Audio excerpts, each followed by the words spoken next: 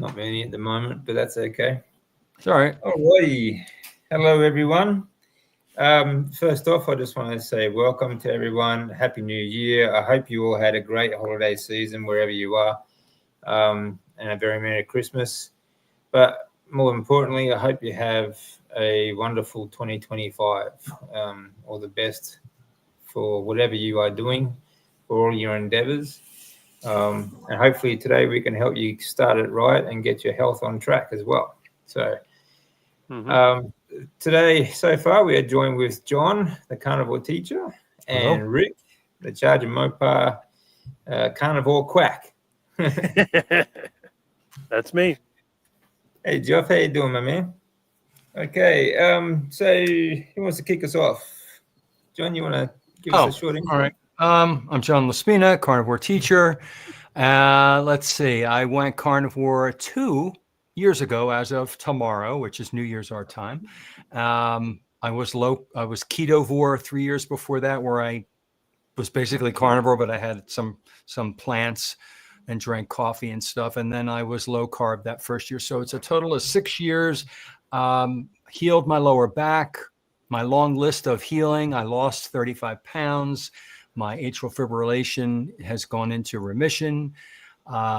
Depression has vanished. Mood swings are stable. My skin has cleared up. I'm just happier. And I don't see any reason to go back and eat the foods I ate that will make me feel the way I felt. And that's why I have my channel. That's why I come on these lives to spread the news, to pay it forward, to share the information, talk to other carnivores, get ideas. And you never know who you're going to reach. And after these are finished, they're recorded for posterity. You never know who's going to click it after they did a search and find it and listen for a few minutes. And you never know whose life you can change, because my life was changed. I forget how I did it 6 years ago, but I was searching for something and I found ketogenic way of eating, and I started there, and that led me down this path to where I am today. So that's me. Very good. Everyone, Well, I think Yeah. you're right, Rick. Go. Yeah, I'm sure everybody knows about me. I'm the oddball in the carnivore community. I'm the one that started in '83 because I didn't care. I thought a heart attack was better than being short and skinny and weak. So I'm still waiting for that heart attack. I was told at the age of 28 I had the highest cholesterol my doctor had ever seen. And I told it because of my low blood pressure, I would probably get a stroke. And by my 50s, I would have heart disease. Well, I'm 56, going on 57. And I don't know if this is what heart disease is like. It's actually pretty nice. So I work hard every day. I don't slow down. I don't have any prescription medications. I've never had any of the other, chronic issues. I've never been obese. You can see pictures of me over the decades, look almost the same. I've never suffered from clinical depression. I've never had any back issues, and I'm 6'6", and you know how tall people get back issues. Not this one. And I'll go and work. I ride my bike. As you can see, I sometimes tell stories while I'm riding the bike. Don't get tired. So, hey, plus I got to keep up with this little carnivore here, which can be a little bit of a challenge. So I'm still going. So I must be doing something wrong. Yeah, so don't listen to Rick then, because he has no clue. Yeah. I think Rick came to this way of eating though, simply giving up on all the crap advice that we used to get. But he was just smarter than the average bear that he started early in life as well. And I was the same. I pretty much just gave up trying to be lean and fit and healthy all the time. So I just started eating a heap of red meat. And as it turned out, it's helped keep me in remission and give me a much better life. I figured a heart attack would be better than more chemo. So Absolutely. But here we go. But there you go. Oh, well. I thought people were crazy when I first heard, people went carnivore, like where they just eat no vegetables or fruit. I thought they were nuts because, there's a difference between healthy carbs and bad carbs. It's not just processed food, But yeah, honestly, it's not. It's just it's amazing how much propaganda that has led to the way that people eat on average these days. So we believe that the sky is blue, the sun gives warmth. People believe that fruits and vegetables are required. You have to have them. They clump them together. And it's the same. I mean, people believe it like they believe the most basic things. And whenever I tell them, I don't eat vegetables at all, and I stop eating fruits and nuts and seeds, and they look at me like I'm from Mars. Yeah, I think you're gonna die. And then the conversation either starts or it goes in another direction every single time. It's fascinating. I don't, I kind of get it because I used to think that way. I believed what everybody believes until you start questioning the status quo a little bit and doing some research. Dr. Chaffy was a big one for me. So much common sense and logic. It just makes sense about, all of the toxins and anti-nutrients in many plants, especially the genetically modified ones. And if you grow stuff in your yard, and you have it seasonally and you have it sparingly, that's one thing, but that's not what I'm talking about. I'm talking about going to the grocery store, to the produce section, and every day, every week, fruits and vegetables. That's what people are doing. And people don't understand, like all these seedless fruits that came out, and they say, but it's convenient, because they don't have to worry about the seeds, Right. These are genetically modified, man-made foods. Okay, there's a reason there's not a seed. How the hell does it grow without a seed? Right. How does that one become another fruit after it falls on the ground and rots if there's no seed? That's right. So, it's just, they don't think about it, but they think, oh, well, watermelon with no seeds is great, Well, our world today is all about the microwave oven and the drive-through. I want it fast. I want it quick. I want it easy. I don't have time to think about it. I have to worry about all these other things in my life. In my opinion, it should be reversed. The most important thing you should think about is your food prep and the food you put in your body. And it's kind of my microwave is a storage. I don't think it's been plugged in 5 years. There you go. Yeah, that's about all it's good for. It's a good box. It's a good box. Yeah. My mother used to use it. I don't use. What am I going to do with it? I got a stove. I produce biogas from waste, and I have a gas stove. Why would I use a microwave? Even if the power goes off, I still have gas. Yeah, you do. I can light my stove and cook. You have natural gas coming up to your house, or is it something that you make? No, I make it. It's biogas. That's I have amazing. some IBC tanks in the backyard. I collect pet waste and grass clippings and rotten fruit and all kinds of stuff. My vegan friends give me all of their pet waste and all of their fruit waste and all that stuff, and I put it in a tank and I let it ferment. And then I've got a couple of large truck inner tubes connected to a pipe, and then I put a piece of plywood on it and put some weights on it. And that creates pressure, and then I get gas to my kitchen. Field trip. I got to see this. That's fascinating. That's fascinating. Do you have solar panels at all?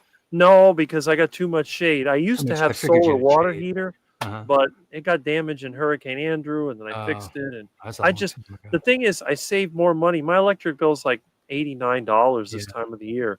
So I save more money by having the house shaded than if I had solar panels. Now, if I build another house, I'll definitely have solar panels. And I do have a backup diesel generator. So if the power goes off, I can keep my food fresh. But that's pretty much all it is. And I have another wood gas generator, but I have to rebuild it because it rusted out. But I move, I'll make another one. I believe in alternative energy. And the best part is the side effect is fertilizer. So all that biogas that I make, there's carbon residue at the bottom that goes in the yard.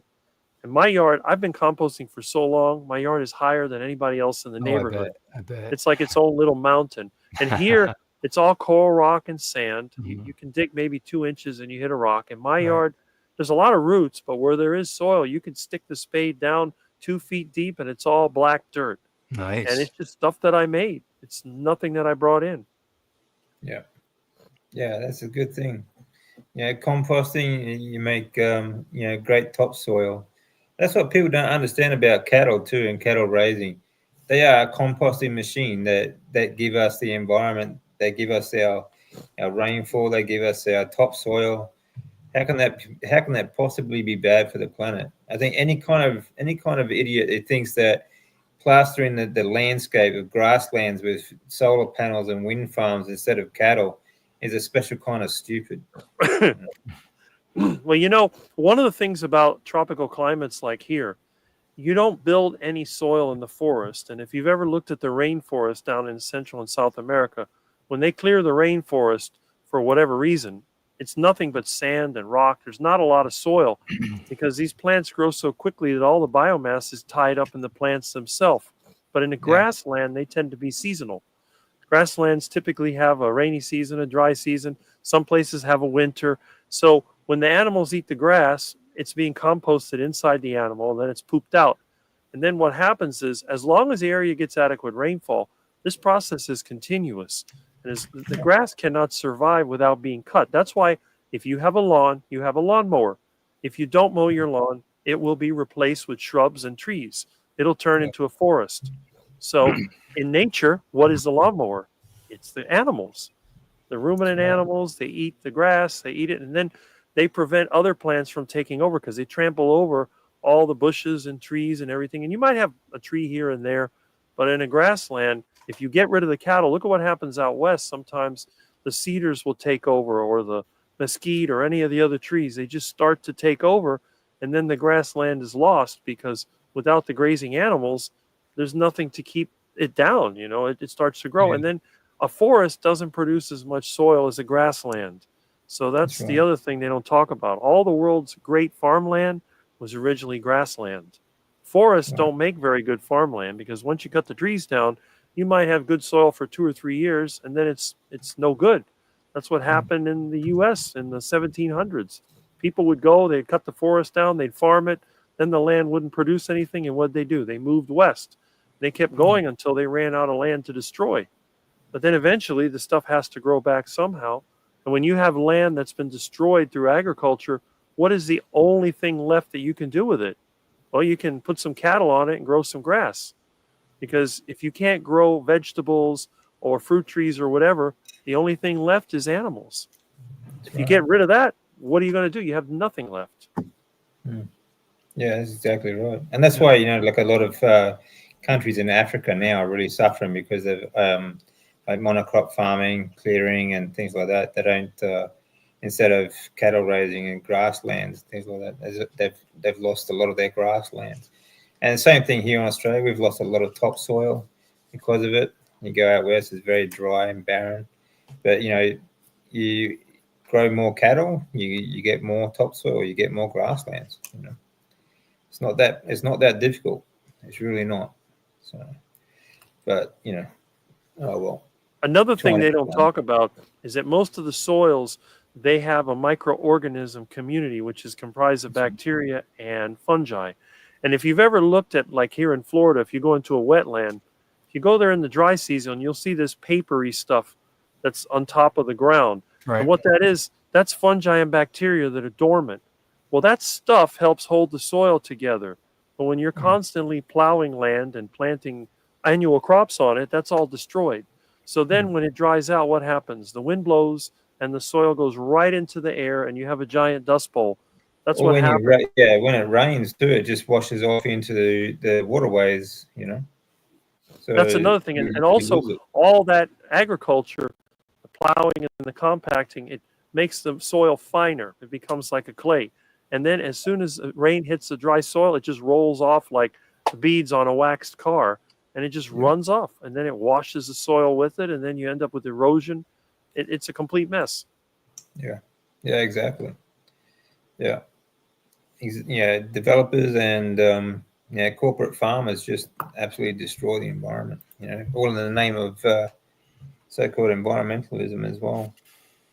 So, but let's get on to how are we gonna start the year right, fellas? Well, for me, every day is a new year. We're starting, depending on where you start your year, right? The calendar says it's January 1st. For me, every day is the start of a new year. And I look at that as every day is my chance to just do something new, do something different, or to continue doing what I'm doing that's working. And I'm kind of boring like that when it comes to Christmas and other holidays. I don't celebrate like the average person does. So tomorrow is just a normal day for me.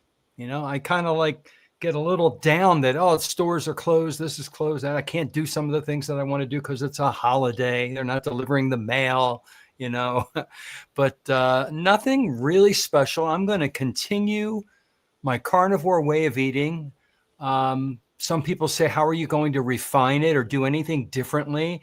And I thought about that. I'm like, I'm doing it the way that it works beautifully for my body. I have used all the time that I've been in this diet to refine it as it is. So I'm not really changing anything. I don't have any New Year's resolutions. I exercise, I lift, I eat. I'm retired. I'm happy. So my New Year's resolution is to continue with what I've discovered is working for me. And I know that everybody's formula is different, that they have to figure out for themselves. Yeah. But if you got a system that works for you, why change it? Right. Yeah, I agree. Like every day is a new year. It's like you can start a new life from any point, and that's what we're all doing. Really, it's you can get up and look at the day as either one day or day one.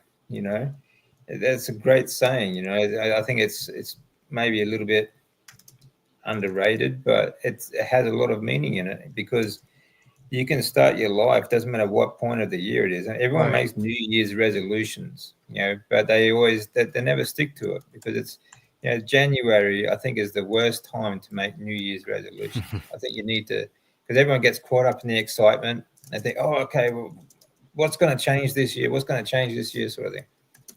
I don't think you need to do that. I think, wherever you are at, I think you should be in a constant state of trying to improve on what you are doing now.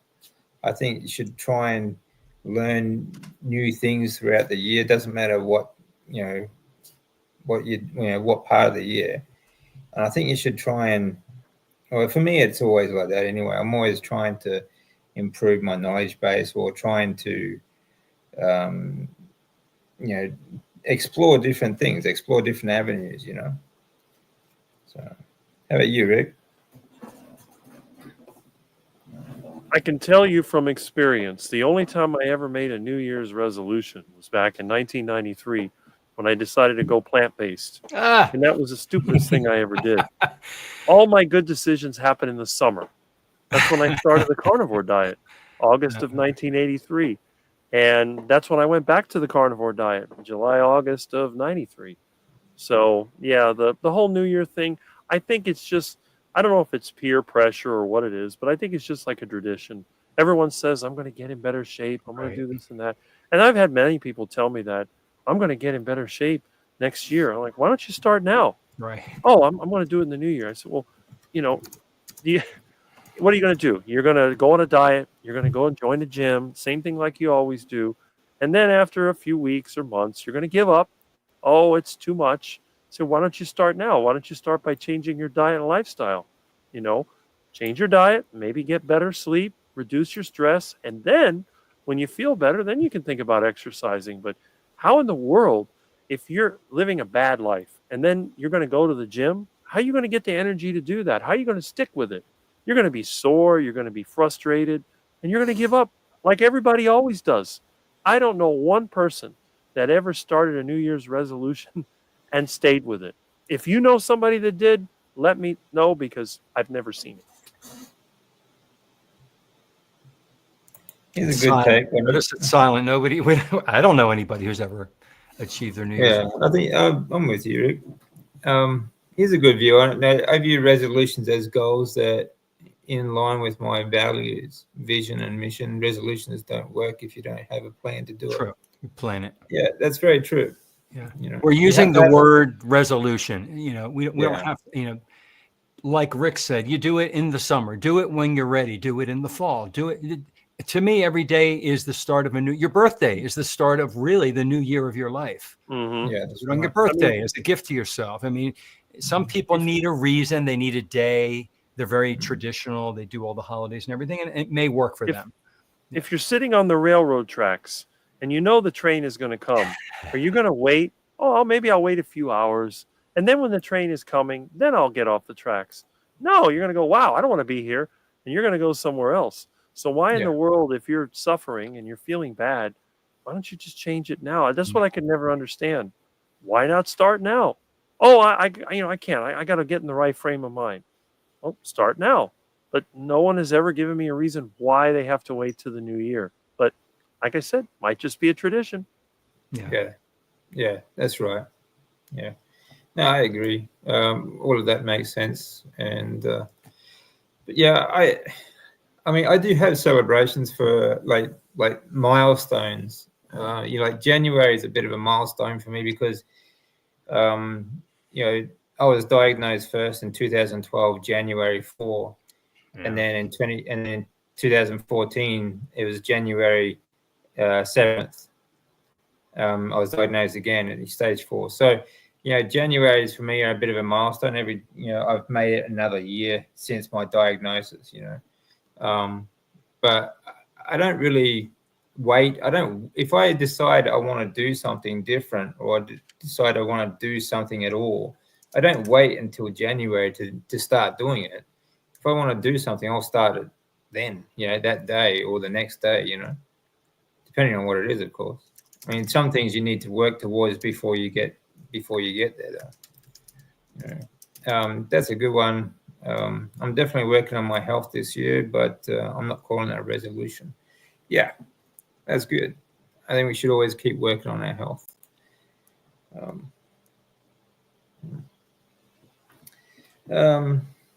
What an air fryer, still working on Atomic Habits, looking for. Somebody mentioned eating more fat. That's when I went carnivore, because I was so fat phobic, during the whole 80s, and fat was bad, low fat, this is healthy, fat.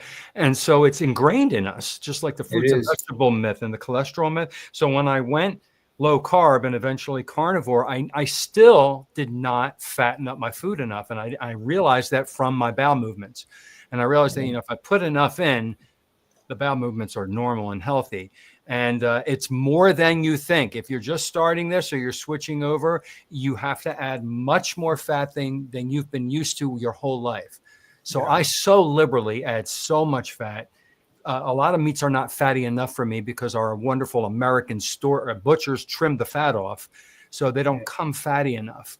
So we add fat. I know Rick cooks in a lot of fat and heart attack chicken and everything, and it's good to do that. I think of him every time I add lots of fat to my pan. I'm like, this is what Rick would do. Yeah. When all else fails, do what Rick would do. Do what Rick does. Be like Rick. We'll make a saying. What would Rick do? You know what they always said, fat makes you fat. Well, if that's true, I must be the exception. Right? Exactly. And people still believe that myth. There's so many myths, Yeah, that is going to be one of the hardest things, the hardest myth to kill. You still see it everywhere. These. I was watching something the other day actually about this. I was doing some study on like the respiratory system of the mitochondria, and there's one particular video they're talking about, because long-chain fatty acids, because the molecule is so long, like the whole chain of the fatty acid chain is so long. That's why fat makes you fat. That's what they were saying, like because it's not as short as a carbohydrate, right? Just absolute. These are chemists, that are giving dietary advice, and this is the kind of stupidity that comes out of them. They have no understanding of the fact that, you know, what the liver does with fat, as in producing hormones and ketones and everything like that, and what the liver does to, you know, carbohydrates. And they don't understand that if it's a long chain fatty acid like that, obviously it takes longer to break down. So you're more satiated. So you're not so hungry all the damn time. You don't have to graze like a cow.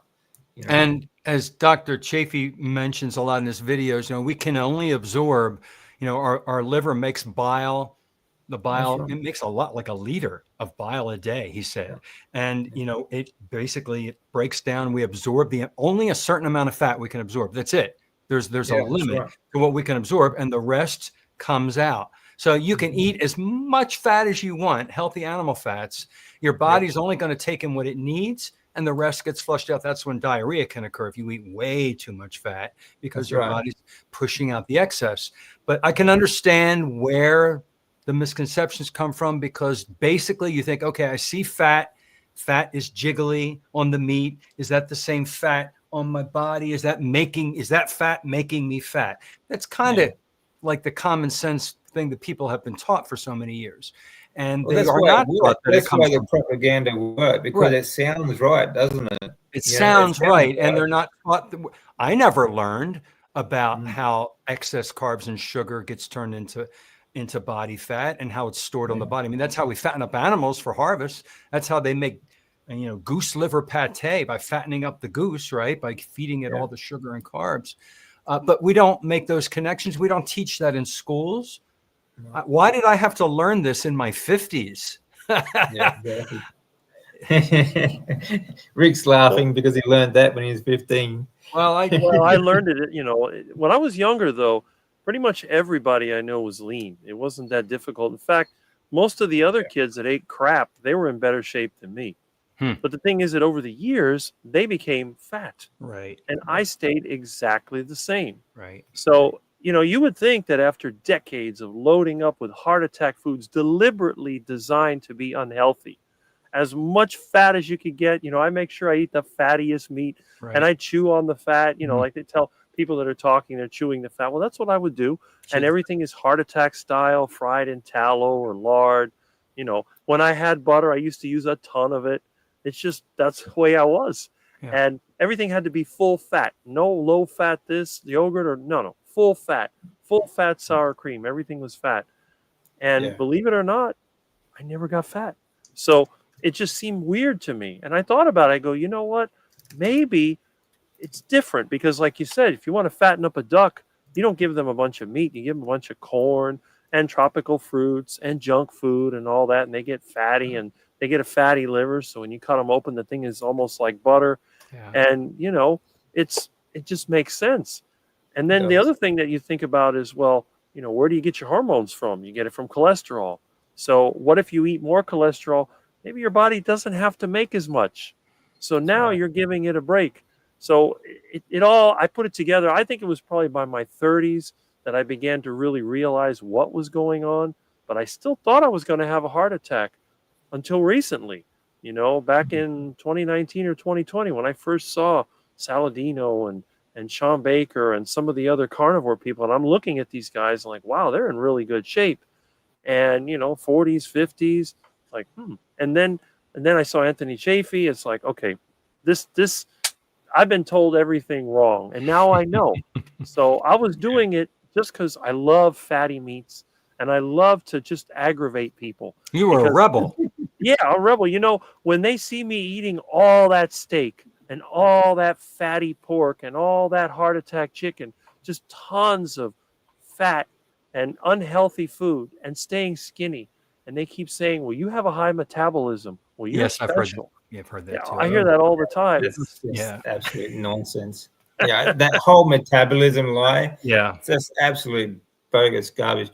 Yeah, like when you're young, you get away with a lot more. Very forgiving. Yep. Yeah, your body is incredibly resilient, and you know, like I was the same. Like I ate all the junk foods off and on. When I got serious about my health and things like that, I started. It was all very low fat, and I was lean and I was fit, and I thought I was really healthy. And I was taking all the supplements from the health industry, the fitness industry, but that doesn't.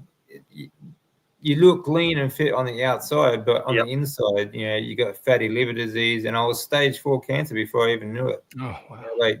So it doesn't, just because you look fit and lean doesn't mean that you're healthy.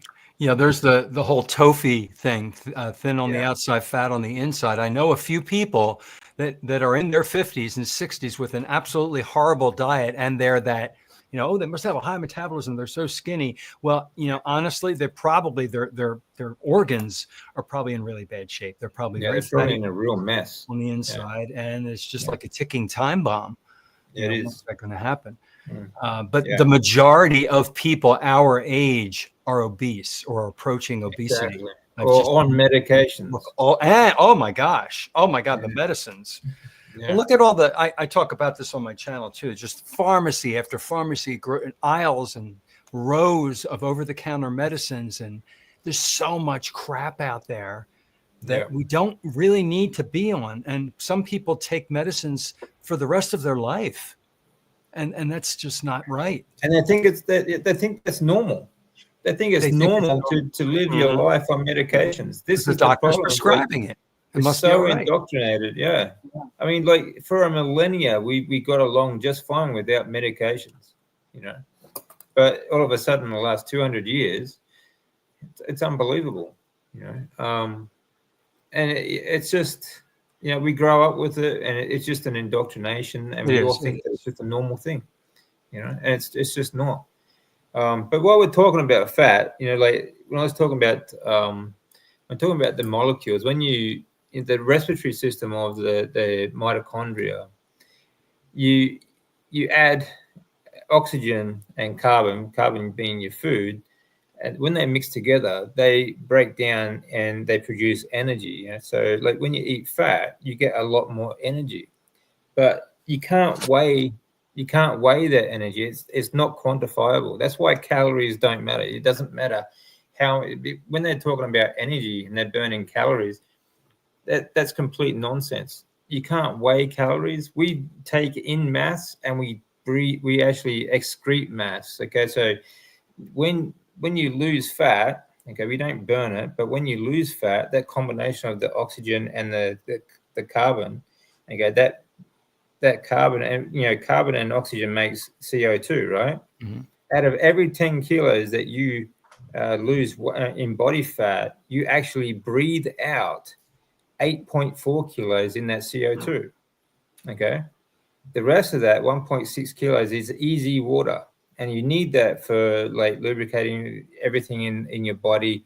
And what you don't use, you either urinate, defecate, or sweat it out, or cry it out, tears and whatnot. So that's what I did a video on this the other day. But how can you fast track fat loss? Well, if you introduce more oxygen, you speed up that burn, that respiratory system in the mitochondria, right? There are things that you can do, such as there are other benefits to breath work. Actually, there are breath holds. Actually, low oxygen tension is what it's called. When you do low oxygen tension breath work, you start producing more EPO. EPO is a hormone that is produced in your kidney. Now, when your kidney produces this EPO, does a lot of things around the body, but most importantly, what it does is that it stimulates your blood marrow, or your bone marrow, to produce more red blood cells, which carries oxygen, right? So the more oxygen gets to your cells, and that's just, it's like a blood doping effect. Like Lance Armstrong, he was using EPO. He's injecting EPO to win the Tour de France. Okay, but it is actually a natural hormone that you can produce with breath work. And like the Australian Institute of Sport here in Australia, they are using it also for things like that for athletes. But I think it's fantastic for everyone, especially people like myself, cancer patients that produce produce lower platelet counts and red blood cells than other people. I think breath work is the key. Circulation as well. So just a little tidbit for you. Yeah, sorry about that little rant. What were we talking about? No, that's good. That was interesting. Mitochondria, I'm always learning about the mitochondria, and then I listen to different doctors and learn even more, especially when it comes to cancer and when they stop respiring and they start to ferment, and how to, deprive them of their food, which is glucose. Yeah. And learning how to pulse the glutamine. I mean, it's just that if that can get out the way the myths got out, we could save so many people. Just eating the proper way by eating foods that we're supposed to eat, we can stave off cancer. Like I'm hoping. Are you sure you got a pulse, Rick? I have a heart attack, right? You're taking it while you're live. You're not supposed to do that. You're supposed to close your eyes, supposed to relax. You're not supposed to be on camera with a cat. If I relax, it'll be 90 over 60. And I've done this test many times. Have you really been that low? 90? Oh, I can be lower than that without symptoms. It's can crazy. you get up without being dizzy after that? I never get dizzy. Wow, mine's low. Mine dropped when I went on this wave eating. But the thing is that mine, it has a good variability because, like, if I could go outside, run up and down the street 2 times. It goes way up. And then it begins to drop. Within 5 minutes, it's back to this level. Oh, that's good. This is what it'll be in 5 minutes. Yeah. And the thing is, a friend of mine said, that's like an athlete. That's like a 20-something athlete. And I'm, at that time I was 55. I said, but that's just me, Well, so you're active. You do a lot of stuff. So you're kind of an athlete, and you certainly eat the way an athlete should eat. Well, I eat a lot. Yeah, but you eat right. It doesn't matter how much you eat; it's what you eat, and you eat it. That's it. But this is what I keep telling people. I say, look, if you want to, and you have the ability, it would be nice. You can track your macros, you can exercise, and you can get excellent results as long as you do it the right way. But even if you do everything wrong or what you think is wrong, you don't exercise, well, other than work, you eat the fattiest, most deadly foods they told you about, you'll end up like me. That's the worst thing that can happen. You're 56 and you're like me. That's not bad. Honestly, I would rather be like me than most of the people I know because they're stressed. They're on how many prescriptions? Everybody I know is on blood pressure medication. Everyone. Everybody I know is on cholesterol meds. And that just, every time they tell me, my brother's coming over soon. He's going to tell me. And it just bothers me because I have the knowledge. And I feel like I've started doing this. I started lecturing, trying to be like an educator and not make it sound like a lecturer. And you can't. It goes, they think I'm the one I tell them, well, what is your cholesterol? And I'm like, well, my LDLs are almost 300. You need to be, oh my God. I said, and then I go into but here's what my HDLs, here's what my triglycerides are. Here's, these are my other markers and I'm not eating sugar. And it's, it goes over their heads and we get into a discussion and then, then they don't, then walk to the other side of the room. They don't want to talk to me anymore. There you go. Yeah. You can't tell family. Family, especially family.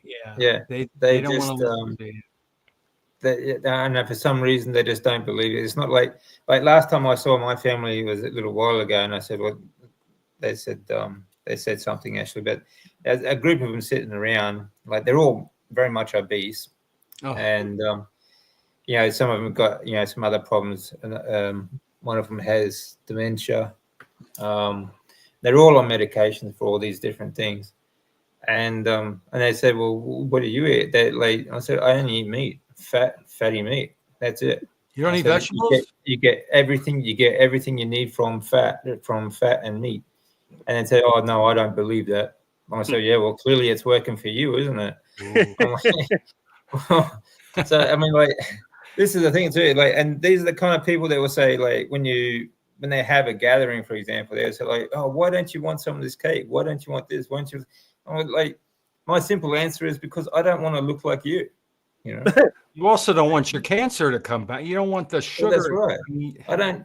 They don't understand. They have no clues. I am still trying to control a cancer that is a reoccurring, has no known cure, there's no, I mean, I'm in remission, but that doesn't mean that I'm cancer free. Right. It just means that I'm managing it. You're keeping it at bay by not giving That's it right. any fuel. That's And right. they don't understand that. I'm learning, and I'm going to finally start applying this and just smack myself in the face and just do The this. problem with me Just is only that when I talk tell about them, myself. When I talk about, if somebody is around me and they ask, well, why don't you want those fruits or vegetables? Why don't you eat that? If I just explain what I do and not turn it into a lecture like you have to do it, then they can't really argue. They can talk about it, but they can't argue with you because I'm just talking about me. This is what works for me. You say no, I say, well, look at me. that's what I do. That's what you do, Rick. Yeah, and that's what I need. See, I tell people I don't like them. You know, everyone's trying to push their desserts on me. Oh, these are wonderful. Yeah, I love Here, desserts. have some cheesecake. Right. I don't like it. How can you I not like could eat a whole cheesecake right now. That's how it's just so creamy and sweet and delicious. And that's my kryptonite. So I can't use your excuse, Rick, because I love that stuff. That would be like me looking at a dumpster with garbage juice running out of it and flies buzzing around. I wish I had your problem. It's not a problem. I mean, seriously, it's nasty. In fact, I would rather eat meat out of the grocery store dumpster than eat cake or cookies. Or cookies are disgusting. No, you dip cookies in. Oh my God! See, I grew up. I was such a sugar junkie. I know you're the sugar addict. Oh yeah. But I'm a fat addict. Meat and fat. I love meat meat too, but it's not the same. Like, it's not addictive. It's nourishing and delicious when you're hungry for nourishment. It's addictive. But I can't stop. It's addictive to me. When you give me steak, I can't stop. I think for Rick, when do you stop? I think the feeling good, the feeling of the dopamine, you still get a dopamine, right? When you feel good, it's a different you still get a dopamine reaction. So you still get that addictive feeling. But it's what not, happens. It's not sure. It's not glucose. I mean, there's a chemical. There's a brain. big difference. It's very different. It's almost like cocaine. I have to be so careful because I will eat and eat and eat until I can't swallow. I've eaten so much that I could barely breathe. I had to vomit up some of it because do you not get that leptin? I'm full. It doesn't taste good anymore. Nope. I can eat meat all day. So you have to stop yourself. I'm telling you, if I learned my lesson, 4 pounds is a limit. Wow. If I eat more than 4 pounds of beef, I can no longer swallow. And the thing is, I can feel it building up in here, and I got to stop because if I don't, when I try to swallow, I won't be able to breathe, and it's going to come out my nose. It won't. I don't have. I can eat and eat and eat without stopping. All right, so that's your problem, and you do have a problem, Rick. I have a problem. I'm addicted to meat, fatty meat. I'm addicted to. When I eat food. No. Fatty red meat, I start eating it and I eat a lot of it. And then I start to slow down because I'm not enjoying it as much. You're like Dr. Chaffy. And then I'm like, I'm starting to feel the structure. I'm starting to feel full and it just doesn't taste so good anymore. And that's when I stop. I try to do that. And I try to eat slowly so that I can have that feeling happen at the appropriate time. Sometimes I eat like a Rottweiler eating breakfast and I eat too much too fast. And then that feeling comes really strong on me and I shouldn't have eaten that quickly.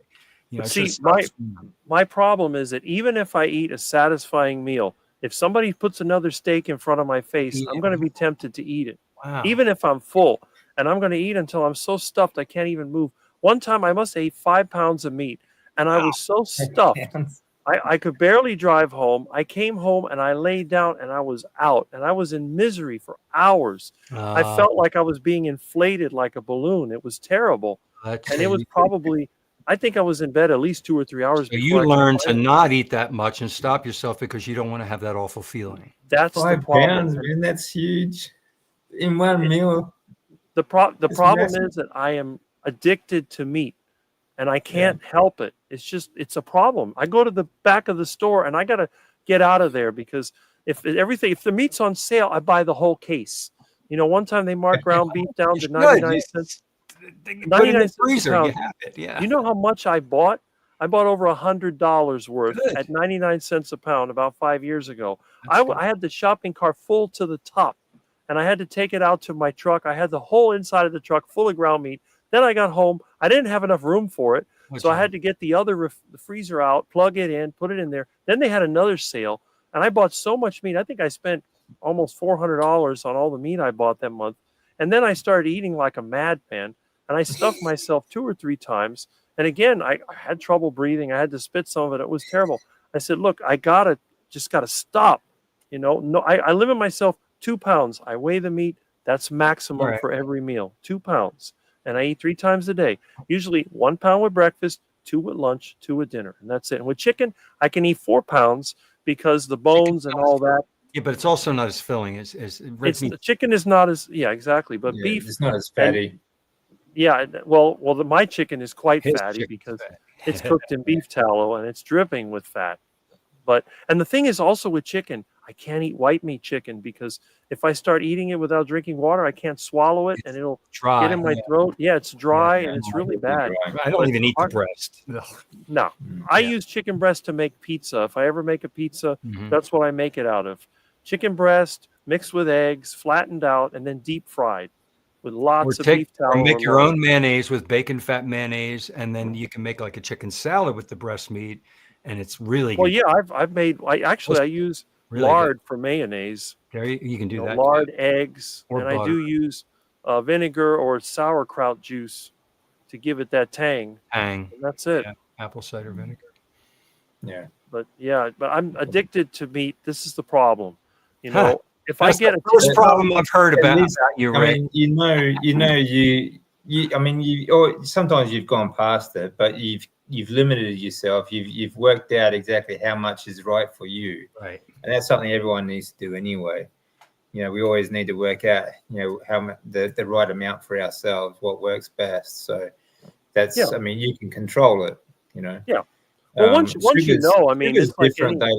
Like I know if you've got a meat in your house, you go crazy and you eat. That's like a constant thing. Like when there's sugar in the house, here, if there's ice cream, I've got to eat it until it's gone. Yep. And if there's ice cream in the house, because otherwise I'm just always thinking about it.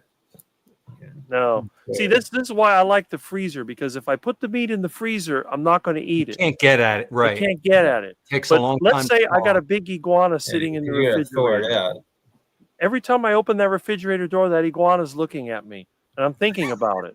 And then before you know it, I got the cutting board and the knife out there. I'm cutting the legs and tail off, cutting it open, and I got the pot ready to cook it. If I got a 10-pound bag of chicken in there and I got my lard, I'm going to have heart attack chicken. Right. And if I don't control myself, I'm going to eat the whole 10-pound bag of chicken. Wow. And then I'm going to feel all stuffed and miserable. And it's the same thing even with ground beef. If I got a bunch of ground beef that was cheap, I'm going to make a big heart attack burger. And I may go beyond a heart attack burger, which is just crazy. I may end up with a 5-way heart attack burger or 6. And that's just too much. 4 patties is my limit. And see, the thing is, I learned if you overeat meat, it's misery. You feel like crap. You've loaded down. If you overeat anything, it's misery. Well, but at least with meat, I mean, once you get past that initial stage where you bloated, you feel too heavy, and you have a sleep and things like that. At least you're it's actually healthy. That feeling that you're feeling, Rick, is leptin. You're supposed to feel a little nauseous. And so yours just kicks in way too late, apparently. It's not just it doesn't taste good anymore. It actually makes you feel like, ooh, if I eat a little bit more, I'm going to throw up. That's like I said, if I swallow more, I can't breathe because it's all backed up in here. Then I have to try to spit up some of it so at least I can breathe. And then when I lay down, it's trying to come back up. It's a miserable experience. But if I limit it to 2 pounds of meat in the meal, it's just delicious. I still feel like I could eat more, but I'm not hungry. And I don't get hungry. This is the thing. I don't get hungry normally. I go through the day, I'm never hungry. But if I get around the meat, then the hunger kicks in. Like if I drive by the barbecue place and I smell that meat cooking, it's like, boom. Do you ever do any long-term fast where you haven't eaten for 2 or 3 or 4 days? Never. If you do that, if you ever try that, just try. I've done several of them. You know what real hunger is. You get true ghrelin hunger, and it's very different. It's not It's not a craving. It's not tempting. It's like my body wants nutrition. And if you're fasting, you push past that for a few days and then that goes away. And there's all these amazing benefits that come from long-term fast. Yeah, but if you ever do that, you'll get real hunger, Rick. Well, if I get that hungry, I'm going to be over at the canal with a net, and I'll probably be plucking the duck right there by the side of the canal because that's how hungry I get. So it's not a good idea. Anyone in Florida, if you see Lurch by a canal plucking a chicken, that'll be Rick. There's a 6'6" guy on a bicycle with a big net and a pole. I wonder who that is. Going to catch it a duck. My poor duck. Just gonna make a comment. Let's go through some of these comments first. Annabella, good luck on the 14th for your surgery. Yeah, I hope it all goes well, mate. Great idea, Bella. Yeah, I love that playing. Good girl. Yes. I'll try and catch up some of these comments, guys. But if you have any questions, please just put a Q in there so we don't miss them. It looks like everyone's just talking to themselves at the moment. So, great BP, Rick. Great blood pressure, Rick. Carnivore Hercules says he gave up sugar overnight and was sick. Where's that? Anytime, I always tell people, give up seed oils overnight because that's just machine lubricant. But if you want to do it right, so that you don't go through like what drug addicts have to go through if they quit heroin right away, their body gets sick. You give up the sugar slowly. If you're used to having it constantly, don't take it out all of a sudden. Take it out little by little. Your body your sugar-loving gut bacteria will start saying, okay, it's a little bit less, and you won't make yourself sick. And then you're more likely to stick to not eating sugar if you get yourself off of it slowly. People who do stuff cold turkey, they give up 5 or 6 days and they go back to it. Yeah, see, that's a good point. Most people don't understand it. The sugar itself is a drug. It is a highly addictive drug. Yeah. And I've done videos on this before. It's so addictive. Like there's a French study done just last year, actually, that they took heroin addicted mice, then introduced sugar water. They immediately gave up the heroin for the sugar. God. Oh my gosh! Yeah, immediately. There was no, in between. But that day, that's how addictive sugar water is. All right. It's nasty though. It is nasty. Yeah, it is nasty stuff.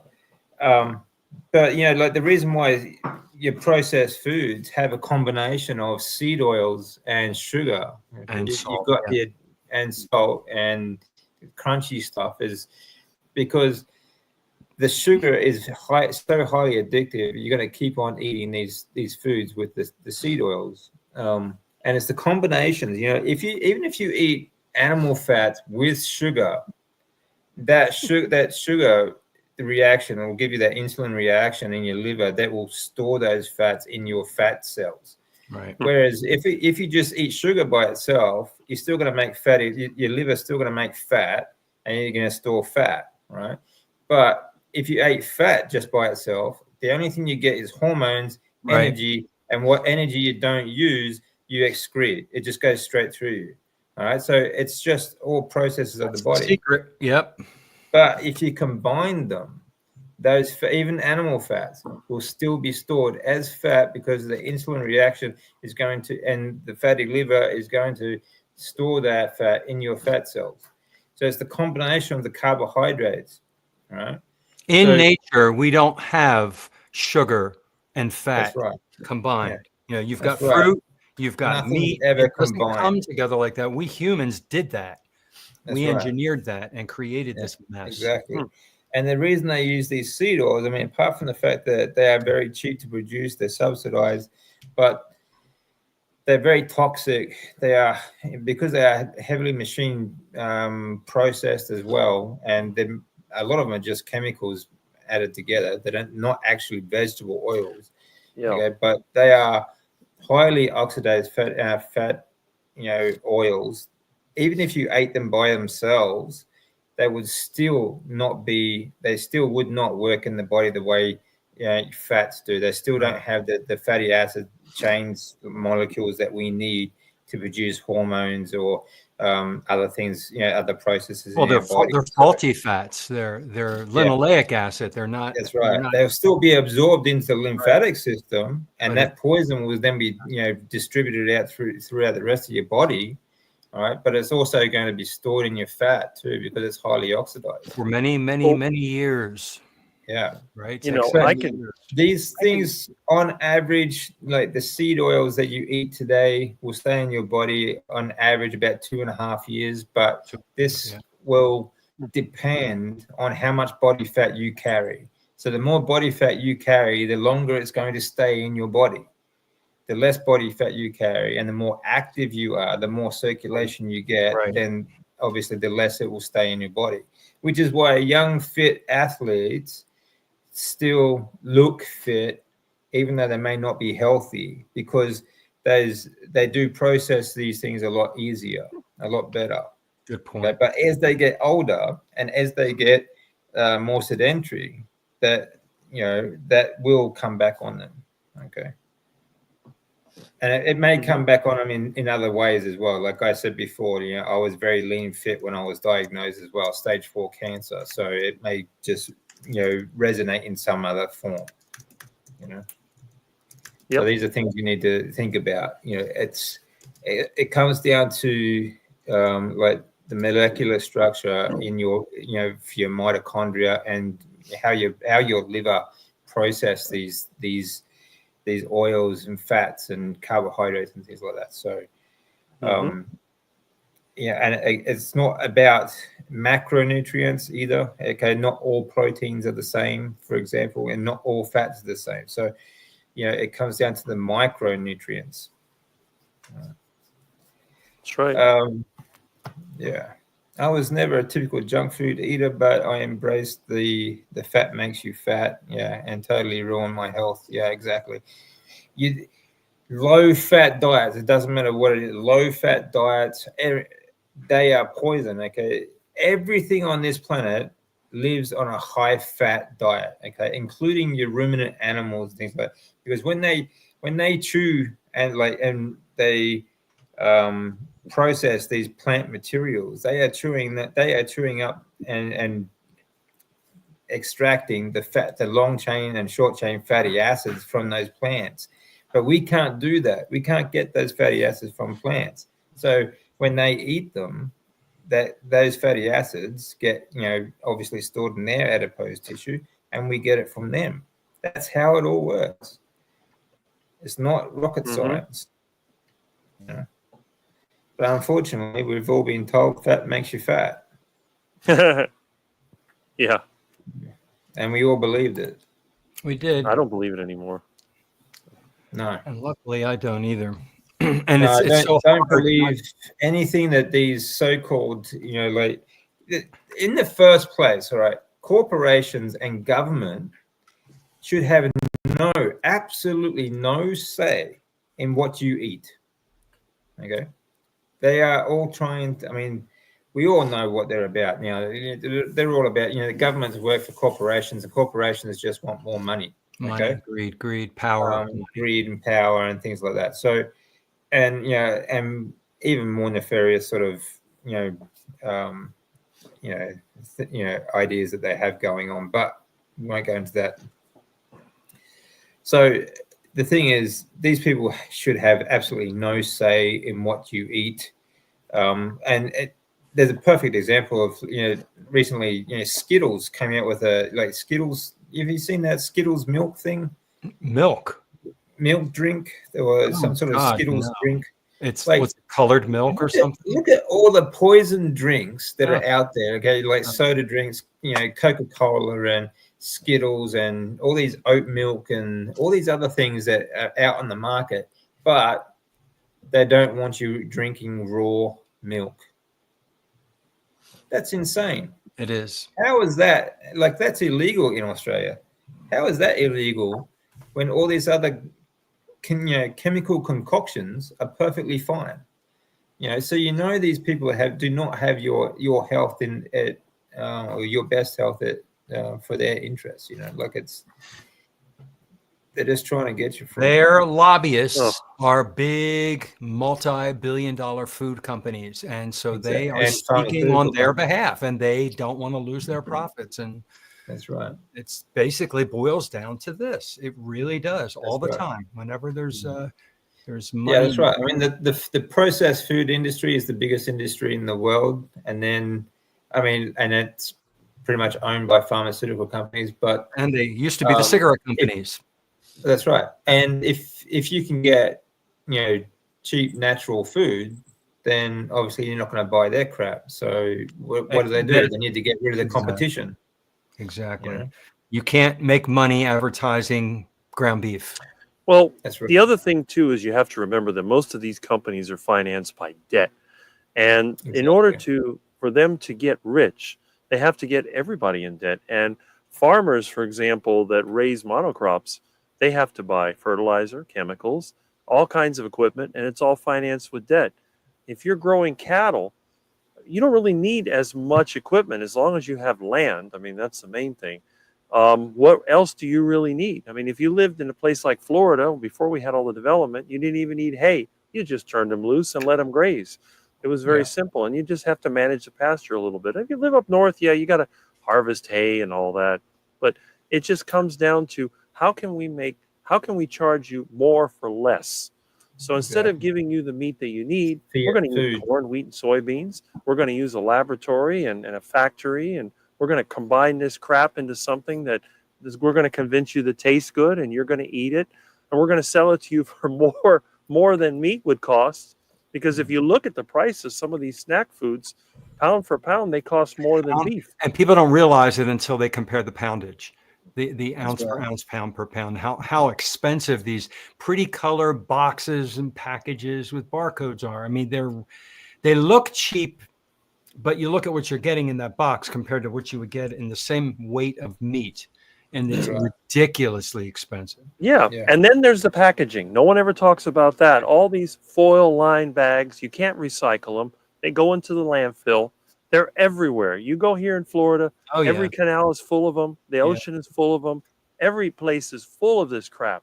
And all these cups, all these, Starbucks and then all the fast food wrappers. I mean, look around. Just look around at any street. McDonald's, Burger King, what's the other one? Chipotle. I mean, you see Chick-fil-A, all this stuff. And these are all multi-ingredient commodity products combined into some kind of food that people like. And it just baffles me because I'm thinking it's so simple. I mean, look, when I go out to eat, if I'm on the road, I don't stop at these places. I go to the grocery store and I have a grill and I have my engine and I cook. So if I want to go visit my friends up in Central Florida, I'll just put the meat on the engine when I leave the house. By the time I get there, it's lunchtime, it's ready to eat. I don't have to stop at a fast food place. Why would I do that? It doesn't make sense. Have you seen the lines at Chick-fil-A? I drive by and I'm like, what? Look at this drive-through line. It's ridiculous. These people are crazy. Yeah, it's crazy. Who's calling me? Plus, there's another thing too. Like, in order to get people to buy this muck, they create a crisis. There's always a crisis. Yeah, this cows are bad for the environment. It's just cows, of course, not every other animal on the planet. It's just cows, right?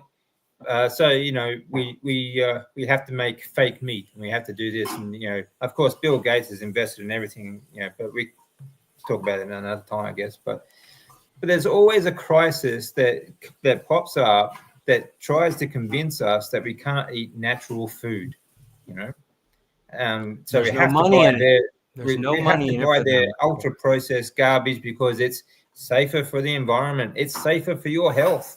These vegetable oils are heart healthy. They're heart friendly. You can't eat natural fat. It's insane. Yeah. Yeah.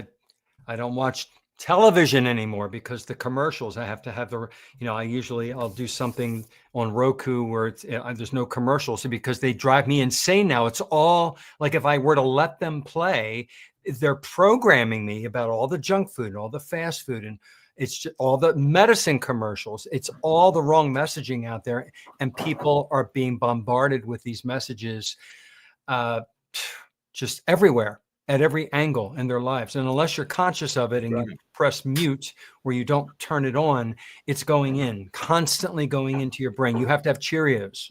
It's heart healthy. You can lower your cholesterol. Like, yeah. And people believe it, which is crazy. Yeah. Like, cereal could actually be healthier for you than meat. Yeah, it's a concoction of chemicals. It's in all the food. It's in all the movies. It's in all the television shows. Everybody's eating cereal. It's what you give your kids. They show the boxes. Seinfeld. It's the boxes on the wall. It's ingrained in culture. So it's, I mean, that's why they aim it at children, because they want us addicted from birth. Right. Basically. You're right. Lucky Charms. Yeah. It's crazy.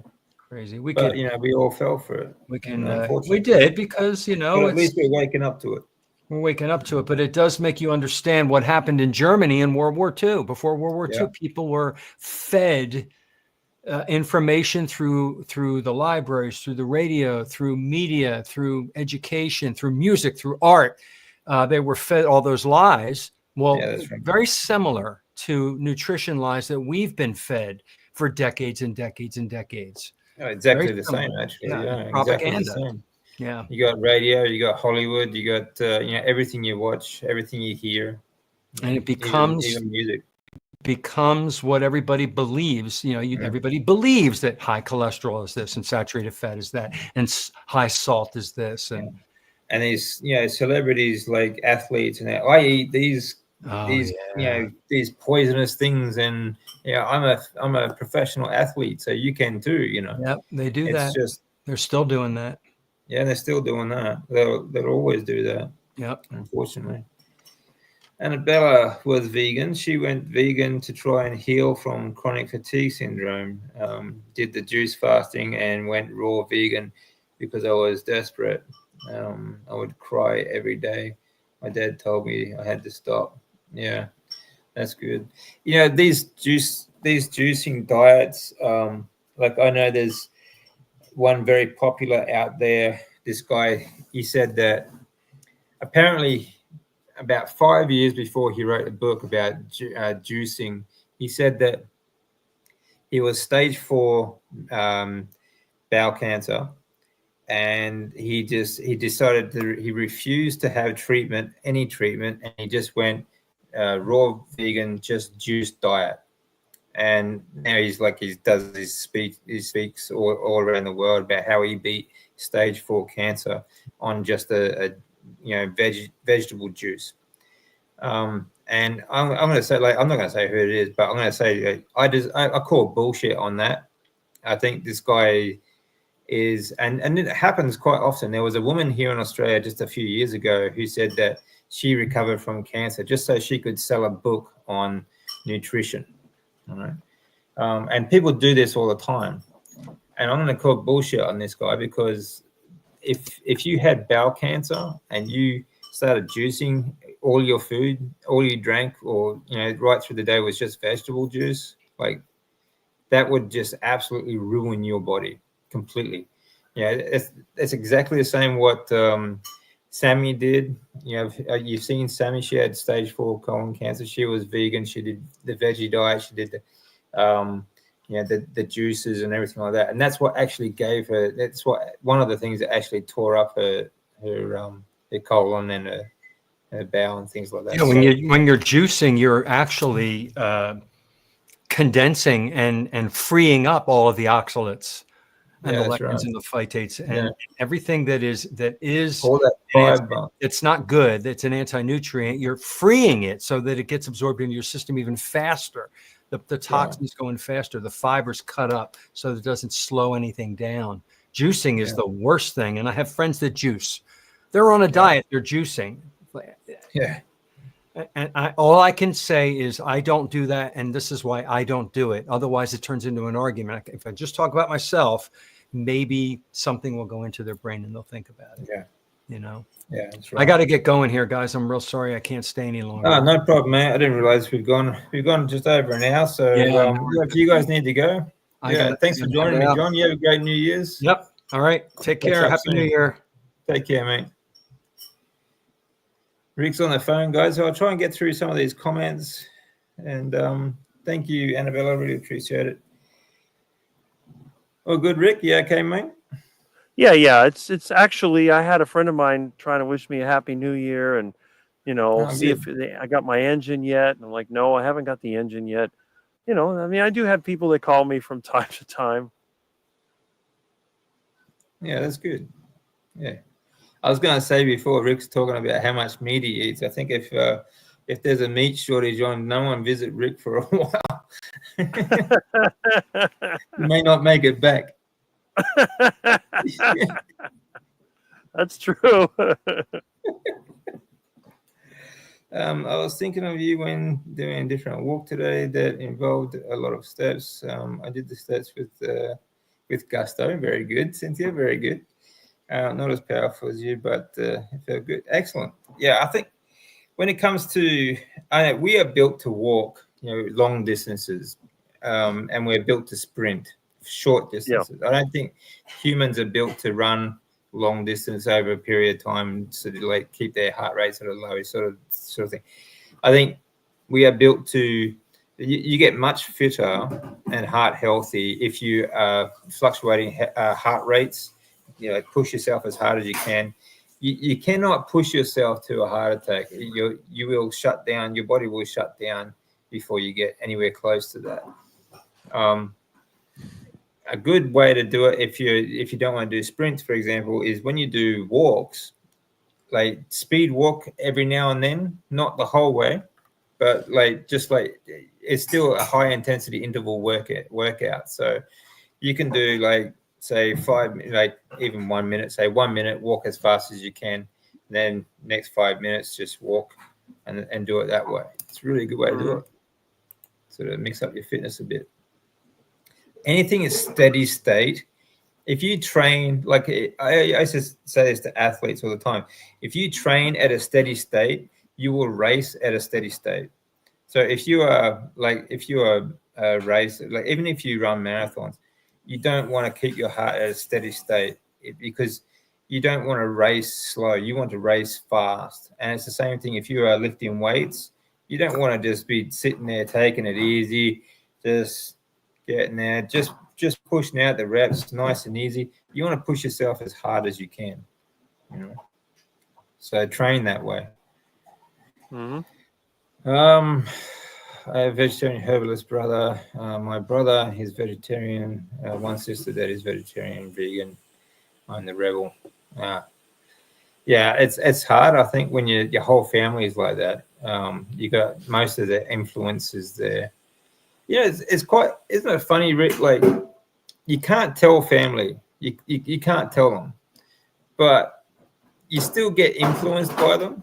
You notice, if you had 3 or 4 brothers or sisters, whatever, and they were all vegan and so on, it's very difficult to sort of go against what everyone else is doing, I don't know. I like going against what everybody else is doing, especially when I get to eat something I like. Yeah. Yeah. Social situations like that, you go to church, things like they always offer, Nobody offers me cake anymore because I start going whack, whack, whack. Yeah, that's good. Carnivore is my New Year's resolution. How long before you start to actually prefer the meat over everything else? Just wondering about time frame to white knuckle the cravings. I think for anyone who's starting the carnivore diet, Laurie, I think you should do it over. This depends on your ability to abstain a bit as well.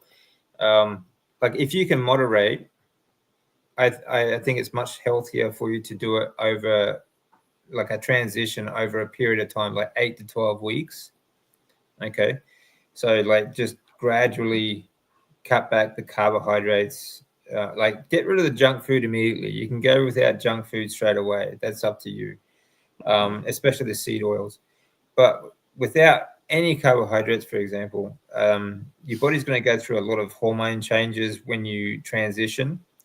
So I think it's better to do that over a slower period. I would say 2 to 3 months. Just gradually cut back every week. Just eat less and less carbohydrates and eat more and more fatty meat. Okay, maybe start on like 1-to-1 fat to meat, and then gradually build up the fat intake as well.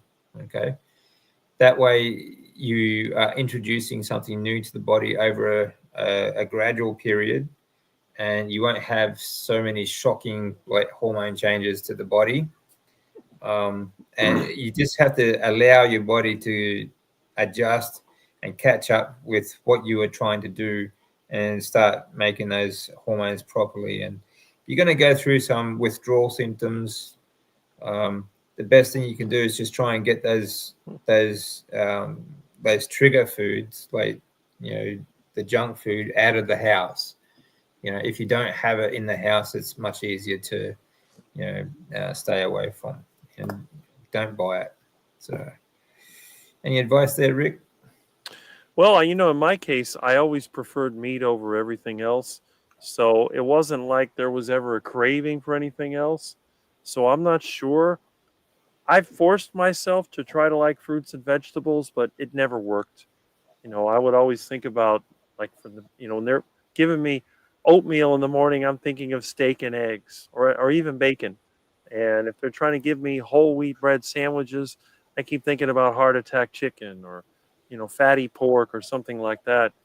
But my friend that switched to a carnivore diet, he still had cravings for the duck food, even after being on the diet for a couple of years. So I don't know if you ever get rid of those cravings. I think if you grew up that way, it's something you have to deal with for the rest of your life. But if you're like me and you never liked that stuff in the first place, I don't think there really is a problem. No, that's right.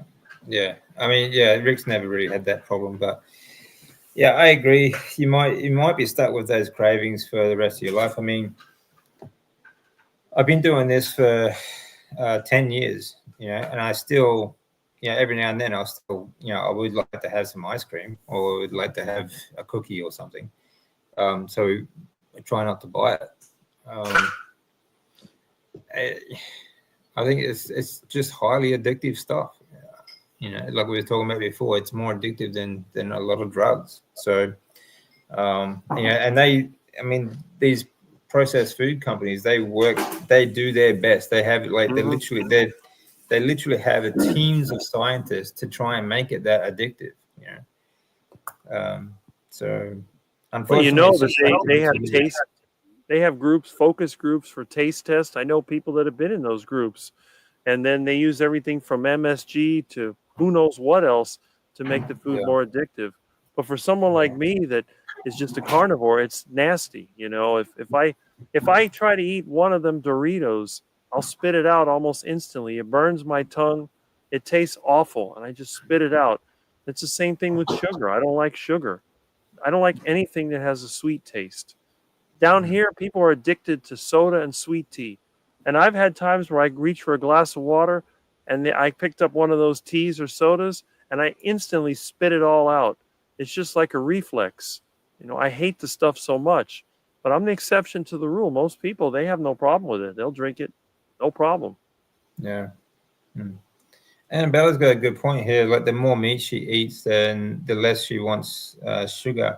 And I agree. Like, if you are satiated, if you get, that's one good trick, actually. If I do feel like I want something, like when you get hungry, is the most dangerous time. That's when you start to get those cravings for sugar and stuff like that. I eat butter, because when you eat fat, you get more satiated and you just don't feel those cravings so much. So that's one good trick you can use. Just eat fat, and you will feel much better about, the cravings will sort of leave you. So whether you're transitioning or not, you don't need to white knuckle it, but I think just eat more fat if you get those cravings, because they will satiate you much easier. I had a mango at Christmas. Now, no, if I eat fruit, not to eat it with meat. Yeah, it's the combinations. Like, if you do eat fruit, eat it by itself, and don't eat anything around it for a couple of hours. Nothing fatty anyway. So my A1C was 14.7. I had to give up sugar immediately. I was fainting. It was so high. Wow. That was December 19, 2023. My A1C is now 5.8. Well done. Excellent. Carnivore Hercules. Very good. Yeah, that's a huge A1C. Well done. Everyone's saying well done. Is the carnivore proof? Carnivore DC is the carnivore proof. Yeah, Kent Carnivore. Yeah, Kent Carnivore is. I mean, that poor bugger. I mean, he's got that bag. Like, you can see what food actually does not process in the body. You know, like. He's very knowledgeable too, actually. He's a very smart guy. Very good.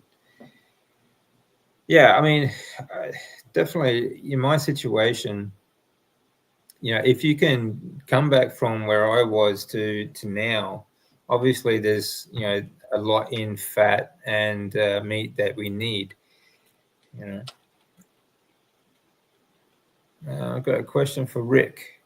Rick, do you eat less if you eat fat trimmings? No, I have a tendency to eat a lot of fat, even if I eat the fat trimmings.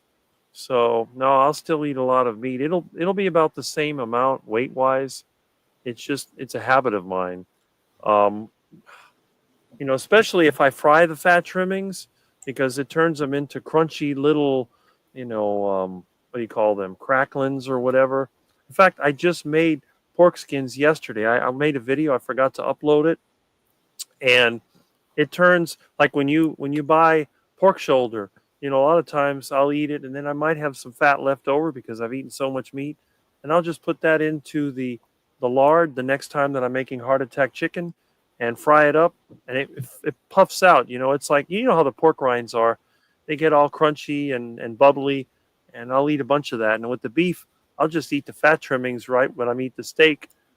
Just eat it like nothing. I don't seem to be able to eat too much fat. I've never had the diarrhea issue with fat, and I've eaten a lot of it. I think one time I was eating a steak and there was probably a half a pound of fat trimmings, and I ate all of those, and it just felt normal. I didn't have any problems. So I think I'm just strange. Well, your body's used to it as well. I think That's it. Yeah. Here's a question. Has anyone ever heard of someone getting fatty liver from meat? No, that's not how it works. When you feed your liver fat, and just fat by itself, like we actually were talking about this before, mate. The only thing that happens is that you produce hormones, okay? So like D3, testosterone, okay, IGF hormones 1 through 6, and others. You also get ketones and things like that, and that goes into your lymphatic system. And when it gets, actually, if you break it down at a molecular level, the long chain fatty acid, okay, all you get is a lot more energy. What you don't use, you just excrete. It just goes straight through you. Okay, you can't store fat unless you eat it with carbohydrates, namely sugars. Okay, so it's sugars. When glucose, when you feed your liver glucose, it then makes fat. The liver then makes fat, and that's when you get fatty liver.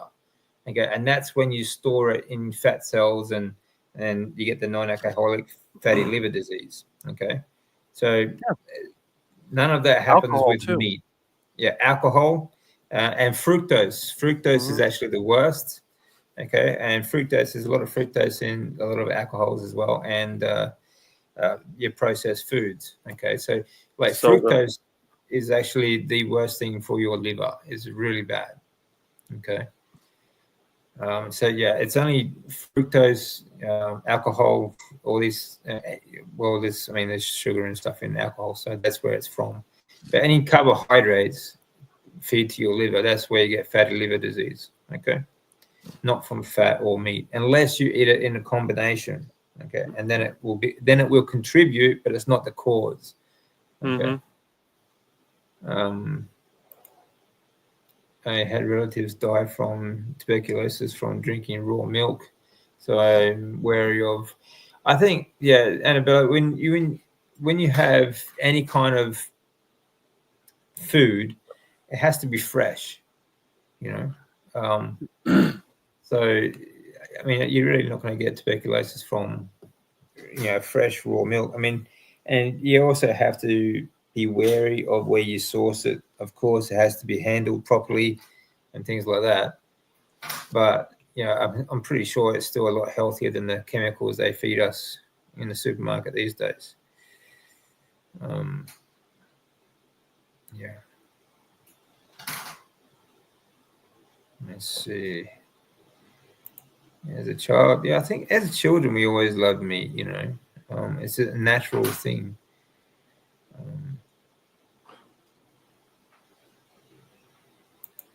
Here in LA, they really indoctrinate and addict families with young children with WIC program, juices, cereals, vegetables, breads, and everything else. Questionable in their outlets. They all do. It's all these processed foods, they're all taxpayer funded as well. You pay for it a number of times. You pay for it when you go to the store, and you pay for it when you with your taxes. You subsidize these companies, because that's why all these food companies are schools feed it to children, hospitals, all these hospitals feed it to patients, and like all these government offices and everything like that. That's why they're there, because it's taxpayer funded. It's crazy. Yeah, for sure, grifters.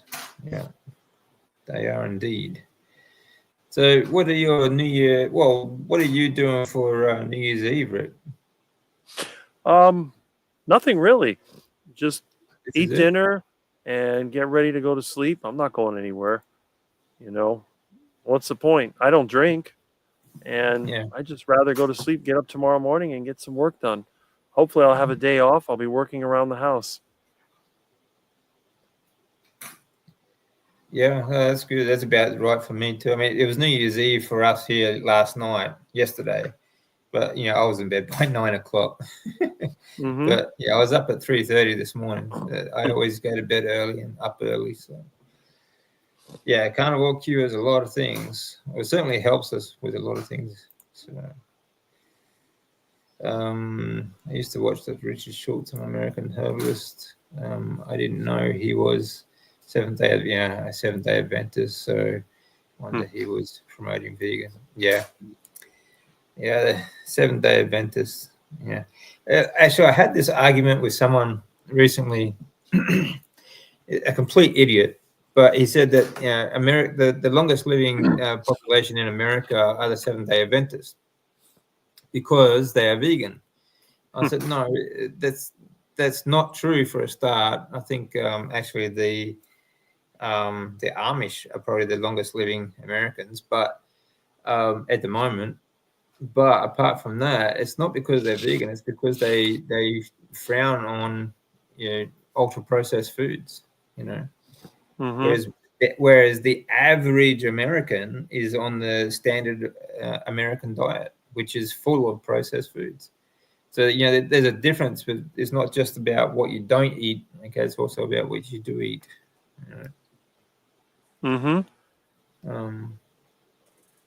But some people you can't tell, and they certainly don't. They don't want to listen either. Like there's whatever. But you can't argue with stupid. No. So I don't even bother with that anymore. I don't bother arguing with it. They just start presenting some stupid argument. I say, yeah, whatever. On you go.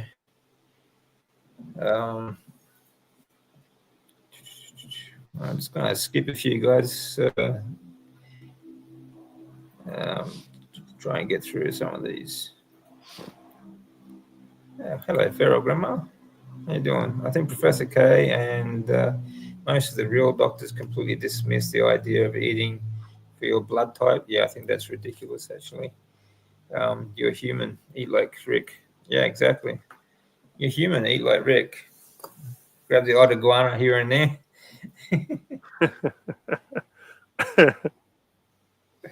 Yeah. I don't think actually I like all the carnivores. Like there's quite a few of them that do hunt. I've seen like on Facebook groups and things like that. But I think Rick, you would be the only one that actually hunts iguanas. Well, that's all I got around here is ducks and iguanas. So you got to get what you can get. Yeah, that's right. You got to make do with what you got, don't you? So. Mm-hmm. Yeah. Cool. So, all right. So, let me see what else is going on. I think for most people, when you do start the carnivore diet, just going back to that question before, there's always a kind of like a sense of urgency. Like you get excited and you think, okay, I've got to do this. I'm going to start today and go cold turkey.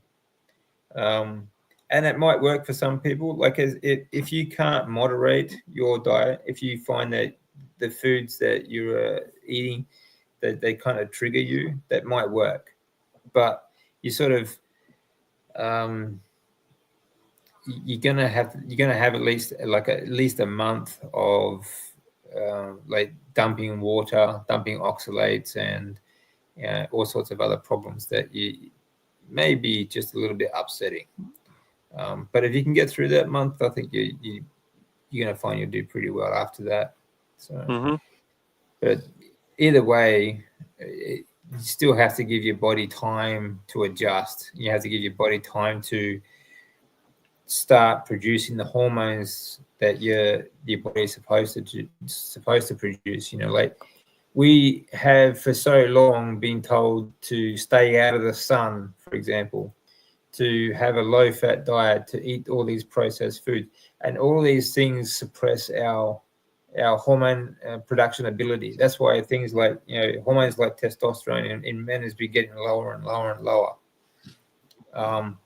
But it's also supplement. You got to supplement. You got to supplement with vitamin D. You need vitamin D. But if you ate the right food and you spent time outside in getting natural red light therapy, then you don't need to supplement. Okay, you produce all the D3 that you need.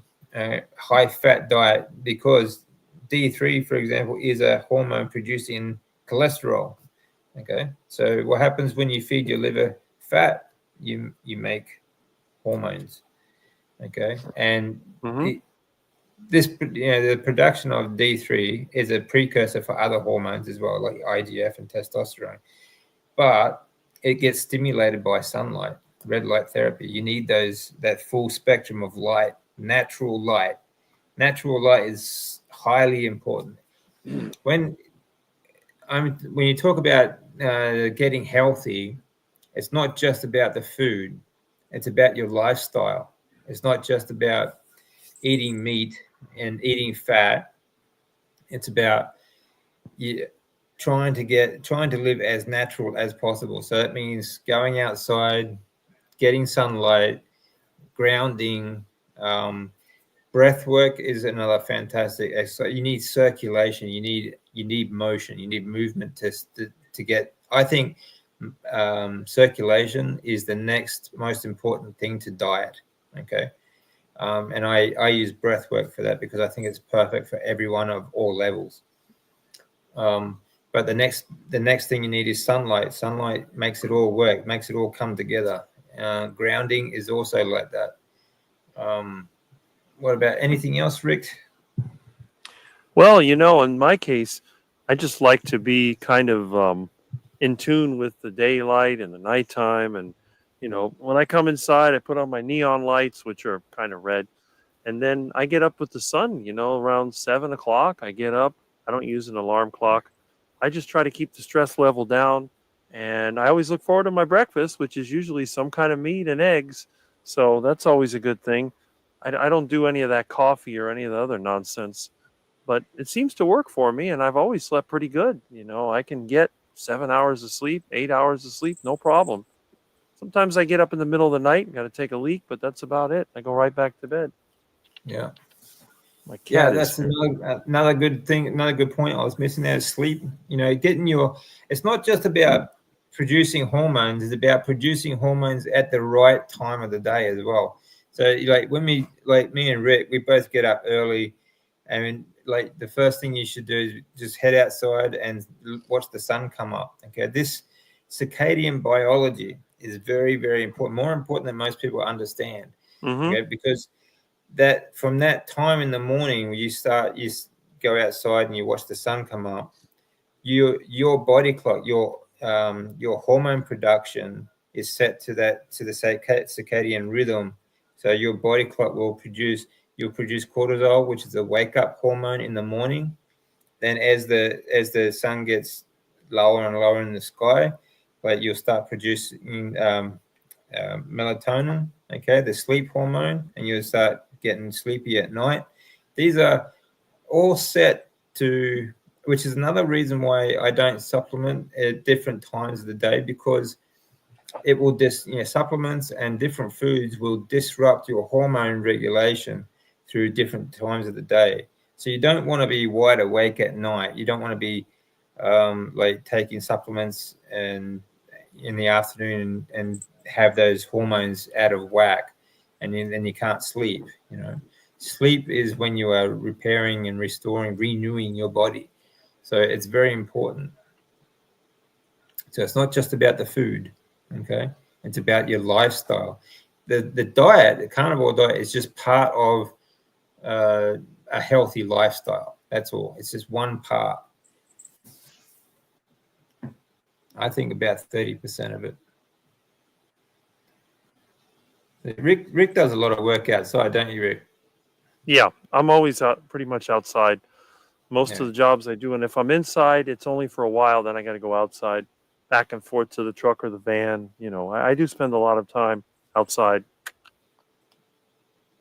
Yeah. So that helps. That really helps a lot.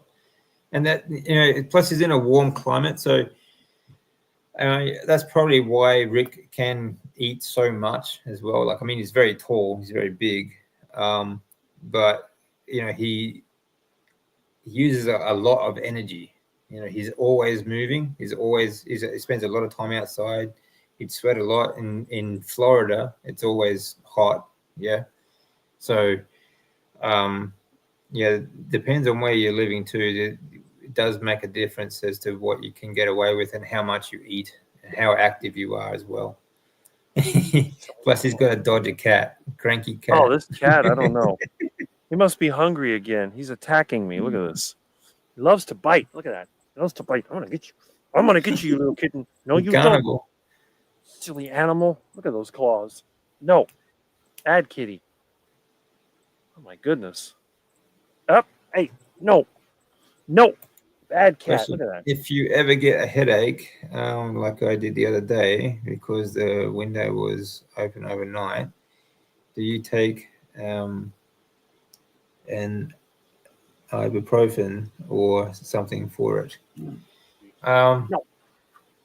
I don't generally for headaches. I do. I don't. Actually, that's one of the things that I don't have so often anymore. I used to get a lot of headaches.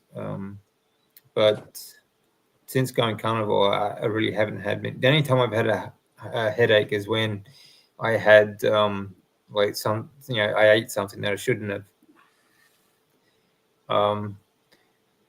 For me, generally speaking, if I did get a headache, it would be because I ate something that I shouldn't have. But fasting or drinking salt water helps me a lot. Those are two things that I use now. I just won't eat for a while, let the body calm down, and I just drink water. Although fat also helps, butter, that sort of thing helps as well. But generally speaking, I won't have a painkiller unless it's really quite bad. And my camera just died. Hang on a second, guys. I'll be there in a sec. Uh-oh. Uh-oh. Only time I get a headache is if I'm catching a cold or flu, and then it'll be gone in a day or so. Yeah, that's good. Yeah, but it's not. I don't know. I mean, I used to take painkillers. I mean, if you need it, then just use it. I mean, it's, if it's not everyday sort of thing, then if you need it, just use it. It's not going to hurt you that much. Mm-hmm. That's right. The one capsule I took works fast for me. Yeah, good. Yeah, well, if it works, then it's good. And it's just one capsule. I think, things like that, I think you'll find will work better on the carnivore diet if you're like your hormones and everything is working pretty well. So, yeah, That's good. Happy New Year. Sleep is important. Yeah, very much. Yeah. Sleep is so important. People underestimate just how important it is. That's why I think it's like Rick was saying before. He doesn't have the LED lights and things like that. Yeah, he's got all the old lights from like the 80s. Oh, yeah. These neon lights are pretty old. Yeah. Got them. So. Yeah. That's Plus the old got one red light there too. Yeah. Yeah, there's a red one and there's like a white one. There's another red one here. There's a yellow one over there. I mean, you can see. Yeah. See, this is all red over here. Yeah. And so then the other different side. Spectrum of light. That's good. Yeah, it's the blue light like at night after it gets dark. You don't want to be exposed to blue light, and like computers, except for when I'm doing lives. Usually, if I'm working, I'll wear these block 50% of blue light. But after dark, I wear orange lens, blue light blocking glasses. So that's something that it really makes a big difference to my sleep, actually. So you want to block out as much blue light after dark as possible. Okay, you don't want to be producing, like I said before, you don't want to be producing cortisol at the time when you want to be sleeping. Because that's your wake up hormone, and if you are doing that at night, it's also kind of like your fight or flight. It does also give you an insulin response, so you will store more fat too, because one, you're not sleeping, and two, you're producing more cortisol at the wrong time of day. So, blue light blocking is really important as well. So all the lights in my house are incandescent. They're very old. Yeah, that would be really cool. There are actually light bulbs that you can buy, from the website where I got my blue light blocking glasses. You can actually get red light therapy light bulbs as well. So if you could walk around the house, everything would be red. That's also very healthy. Some people do that. These are the old incandescent bulbs they used to sell for traffic lights. I have a bunch of them. Every light bulb in my house. In fact, I'd have to get one out. They're pretty common.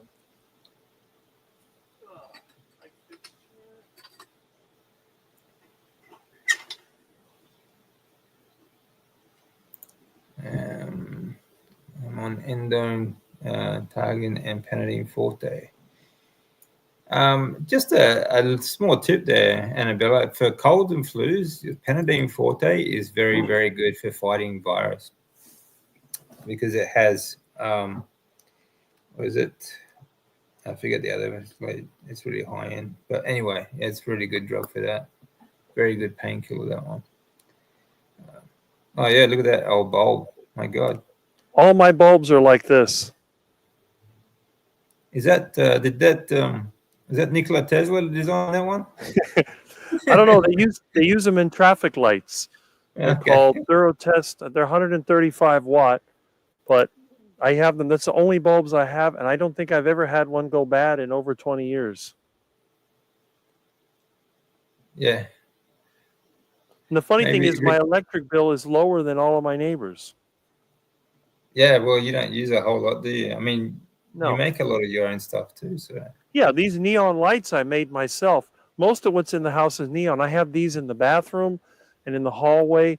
And what it is I just turn the light switch on when I go in, and then I turn it off when I leave. So, and then all the rest of them are these neon tubes. Yeah. Here's a theory on your cat wanting to bite you, mate. Well, I had him without the collar, and he bit me just as much. The reason he has a collar, it has a little bell on there so I can hear him coming, because otherwise I step on him because he's black and he hides. He's very sneaky and he wants to attack all the time. That's just the way kittens are. They're crazy. Yeah, that's right. Yeah, kittens just love to. I mean, they're practicing skills for hunting. You know, that's what kittens do. Yep. He'll grow out of it. They usually do. Yeah, they usually do. Yeah. You can even see all my light fixtures. They use this glass prismatic. Everything here is really old. Oh, that's cool. But when I go into a newer building, I don't feel as good. I will get headaches and allergies in a new building that's clean. But in an old, run-down building like mine, I feel good. Yeah, I think a lot of that's like the building materials too. The new buildings that like all that like powdery stuff that they use, like chalk, and the lights. The lights are they're terrible actually, and the new lights they use. That's right. Rick, do you feed your cat raw carnivore? Yes, I do. I feed my cat raw meat every day. That's what he eats. Lucky cat. I wouldn't imagine Rick feeding it those plant-based kibble stuff. Yeah. That's for ducks. Yeah, exactly. Fatten them up. Yeah. But I think, what was the last time you had a cat lasted nearly 20 years? 21 years was my oldest cat. Yeah. That was amazing. Garfield. Garfield? Yeah, he was a big orange cat. He was huge. I think he weighed up to 20 pounds. Oh, wow. He just dropped dead, He was in good condition. I think he weighed about 18 pounds when he was older. And one day I just found him, like, dead. He was in the dining room dead on the floor. I was looking at him, and he wasn't moving. I'm like, what's wrong? He wasn't even sick. This is the funny thing. I thought he would keep on living. He just dropped dead. He must have had a heart attack. Well, yeah, I suppose. I mean, maybe he just didn't wake up. But, that's the thing. I mean, like, you and I would talk about that all the time. Is, that's the way to live, isn't it? Like, just you don't want to be like hobbling the last 10 years of your life. You just sort of live a healthy life and then one day just drop dead. Perfect. Yeah. That's usually the way my cats end up. They slow down and then drop dead. Garfield was active until the last day because he was trying to eat a bird the day before. And then the next day he just dropped dead. Maybe all that action trying to chase the bird got him. He got outside and chased the bird. I'm thinking, man, I got a 21-year-old cat trying to climb the tree to get a bird. That's incredible. And then next morning he's dead. So maybe he wore himself out chasing the bird. Yeah. Oh, well, that's a good way to go. Probably dreaming about eating a bird and then drop dead. Well, I hope I died, chasing a bird too. And the thing was, a friend of mine says, well, what are you doing? I was digging a hole. I said, I had to bury Garfield. He's like, Garfield died? I said, yeah, he just died. I just saw him 2 days ago. He looked fine. I said, yeah, he looked fine. He just dropped dead. I don't know what happened to him. But, and he was still healthy looking. I mean, he looked good for 21. But, I don't know. My mother's cat was the sickest, and he only lived to 16 because he got sick when he was about 12 years old and almost died. And then she gave him to me, and then I started feeding him raw meat because he wouldn't eat anything else. He stopped eating the cat food and got scraggly, so I started giving him raw meat. And then he actually recovered, and he lived for about maybe when he was 15, then he started getting skinny and sick, and then he died when he was 16. But that was the youngest cat. My mother's cat that she had only lived to 13. They had another cat that lived to 9. My first cat lived to 18. He started out with cat food, but I switched him. I got him in 1978, and then maybe in 84, after I've been carnivore for a year, I switched him to a carnivore diet. And he was the first cat I had, which was a black cat, which is like this one, another black cat. Then we had another cat. We had Willie, the orange cat.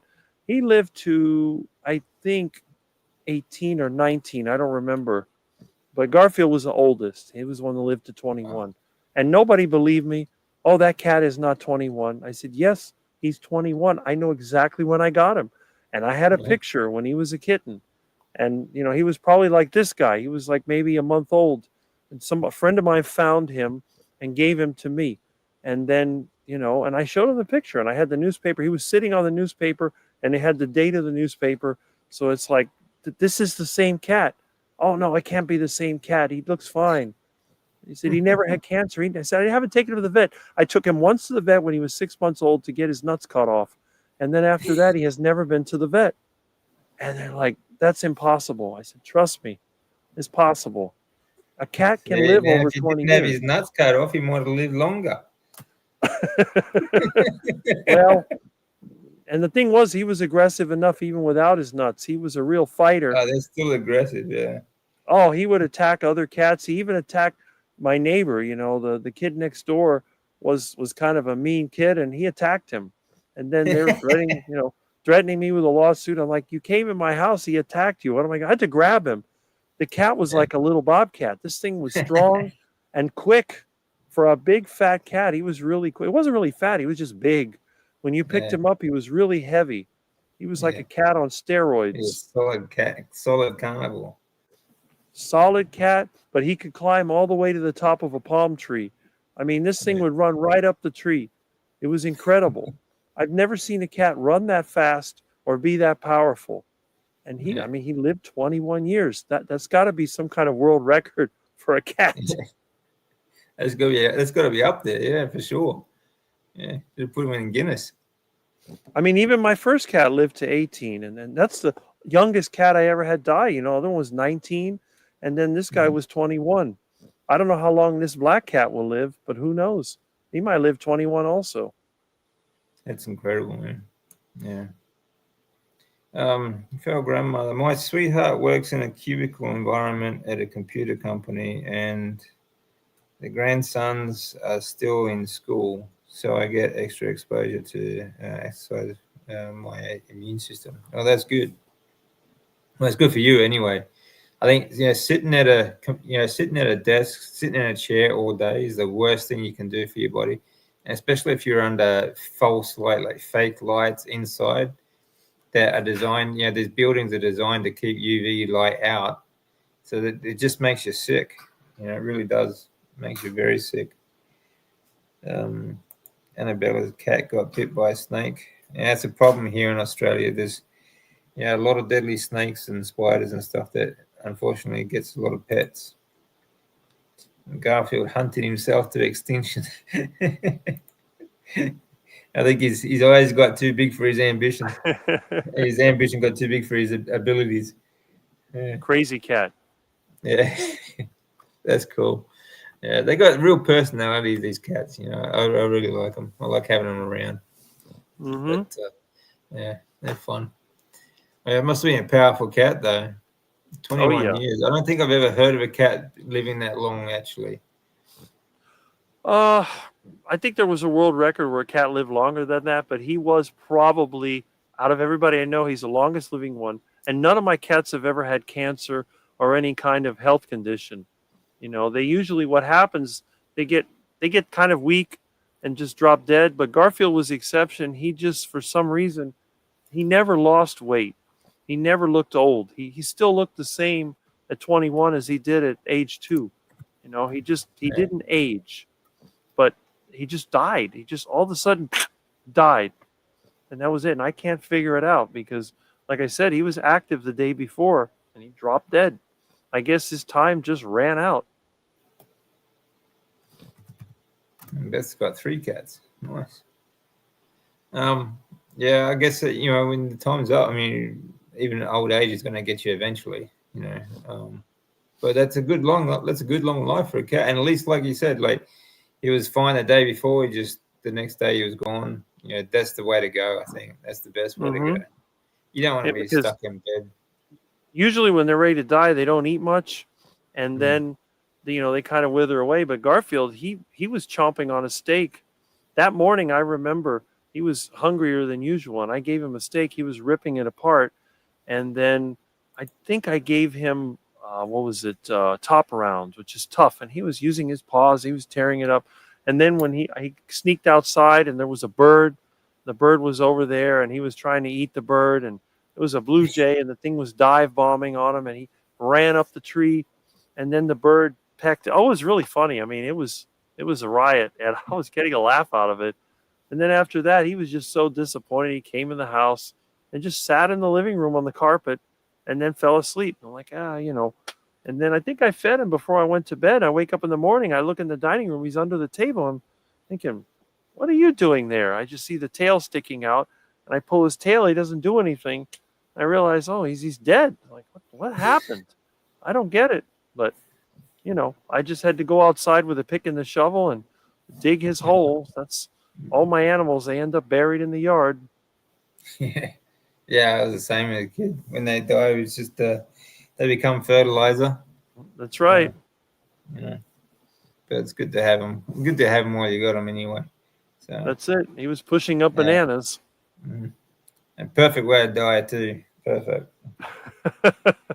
That's it. Have you noticed carnivores look younger and younger? I know Rick is very. Actually, I saw that photo you put up for your live on the other day.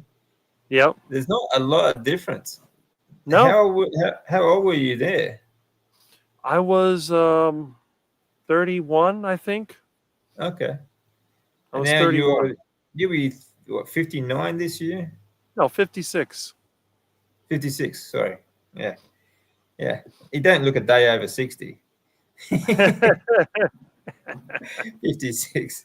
No, 56. Yeah. So, I mean, you wouldn't, no one would know to look at Rick that he looks 56 years old. No one would say that, I don't think. Certainly one of the youngest looking, mid 50s guys I've seen. Yeah. Well, compared to everybody else I know, I'm drastically younger looking. The scary thing is I had a friend of mine, I'll never forget, someone thought that he was my dad. I thought it was a joke. My dad died a long time ago. We're friends. It's like, oh, and your dad? I'm like, what dad? My dad died in 2012. I just saw you with him yesterday. I'm like, I was with my friend. I wasn't with my dad, And he's only a year older than me. Like, you got to be kidding me. It's funny. It's funny. There's a lot of people that they look like prematurely, aged. When I first went to Japan, I met a couple of guys at the gym, and I thought one of them was the other guy's father, but they were actually the same age. And it's just so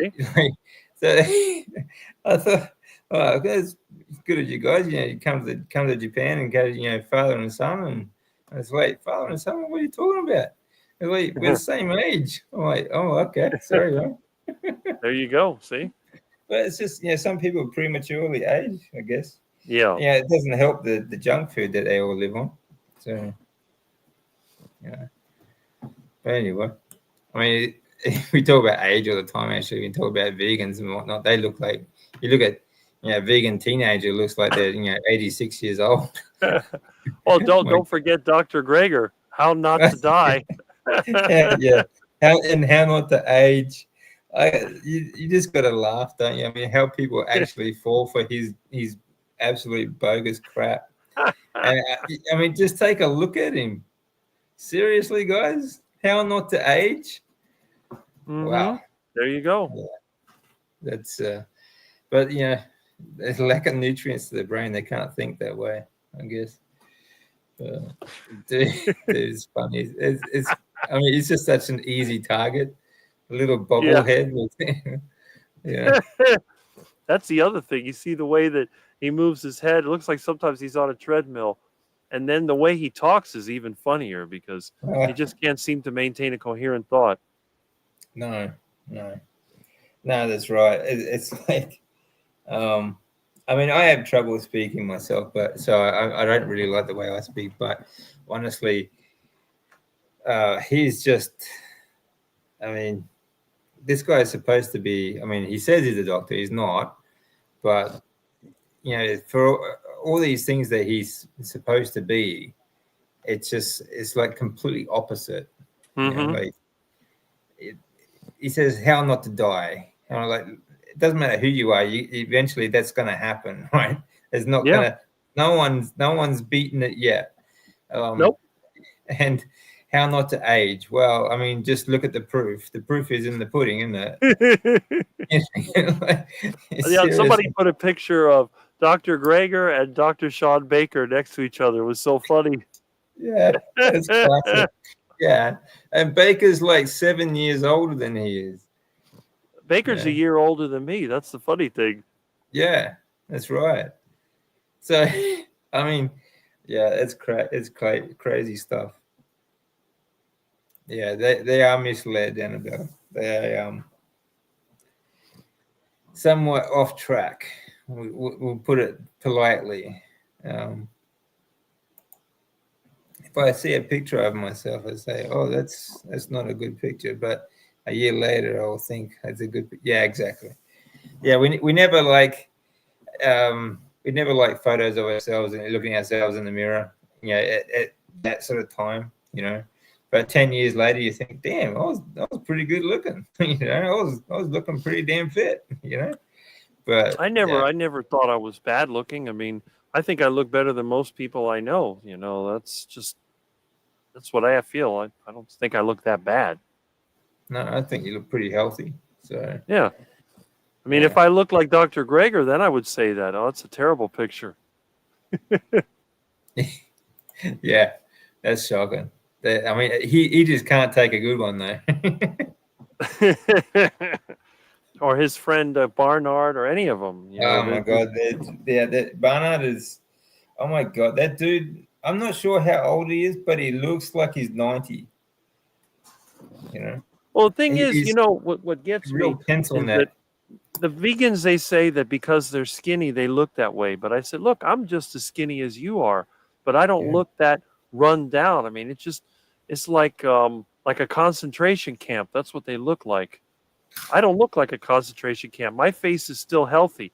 I look like somebody that's vital. But a lot of these vegans, they look like, I don't know, they're dying or something, or starving, or it's crazy.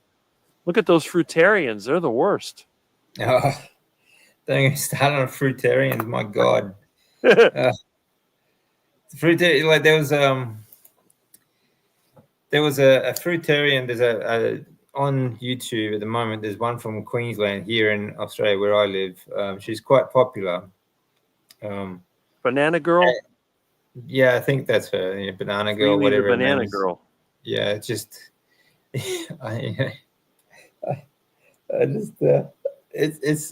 comical. It's comical.